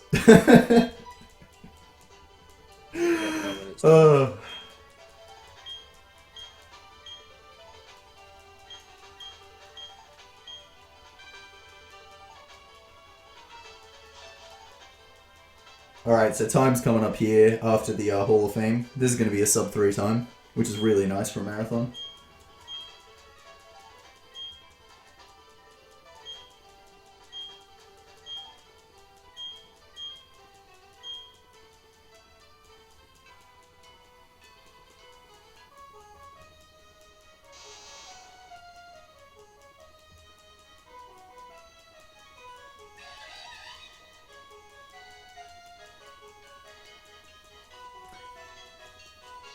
And done.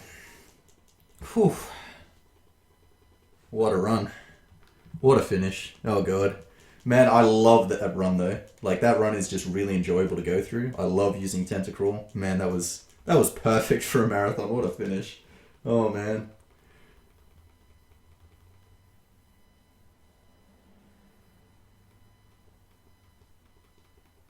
Alright, man. That was a really amazing run, and I think we've definitely got time for the credits, because that's half an hour underestimate. Yeah, no, that run is, this is the most execution based of all the Pokemon series speedruns, at least in main series. So that can go really, really wrong. Like, I could mess up the load delay tweak for ages. I could miss Tentacruel for ages. Like, I missed it a few times in this run, but I can miss it for a really long time, which is why the estimate had to be that big. Getting under sub-3 for a marathon run is, like, really, really good. Like, I could mess up the encounter manip at the start of the run, not get Pokerus, and then just get outsped by everything because I don't have enough speed EVs, and then things just go horribly wrong as well. So for the amount of things that could go wrong, that was actually a really nice run. And just that ending was too perfect.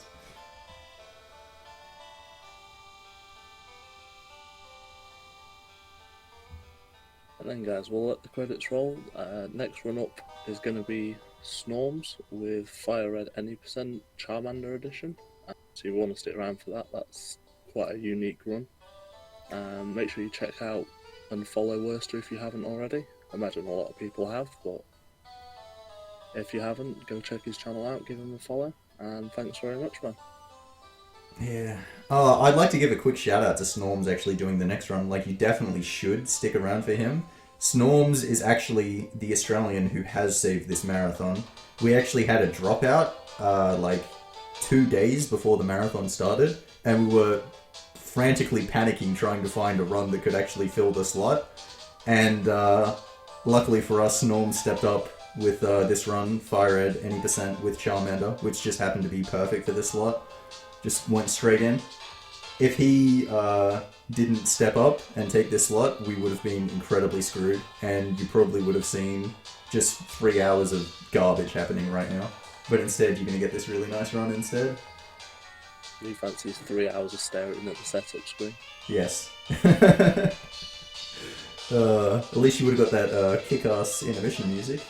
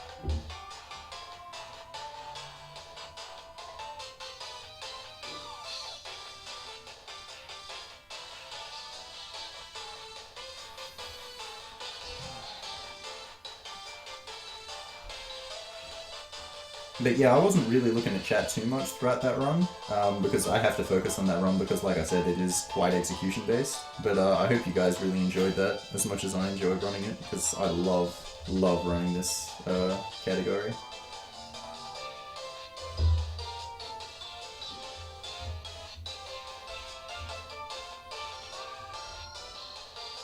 And yeah, definitely stick around for the next run. Stick around for all the runs. Like, everything after this point is a really solid, nice run. Always do try to finish with that good ending in these marathons. Obviously, go to sleep if you need to go to sleep, but if you don't, everything else is less important than watching these runs. Everything.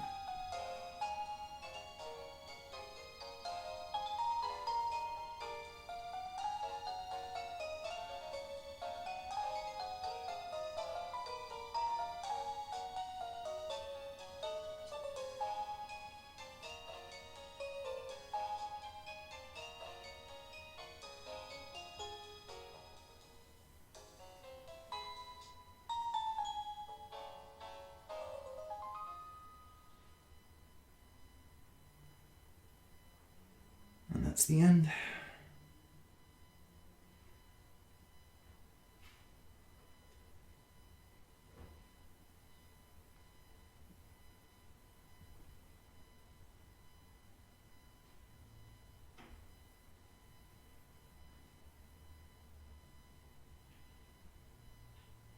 Alright guys, so there's going to be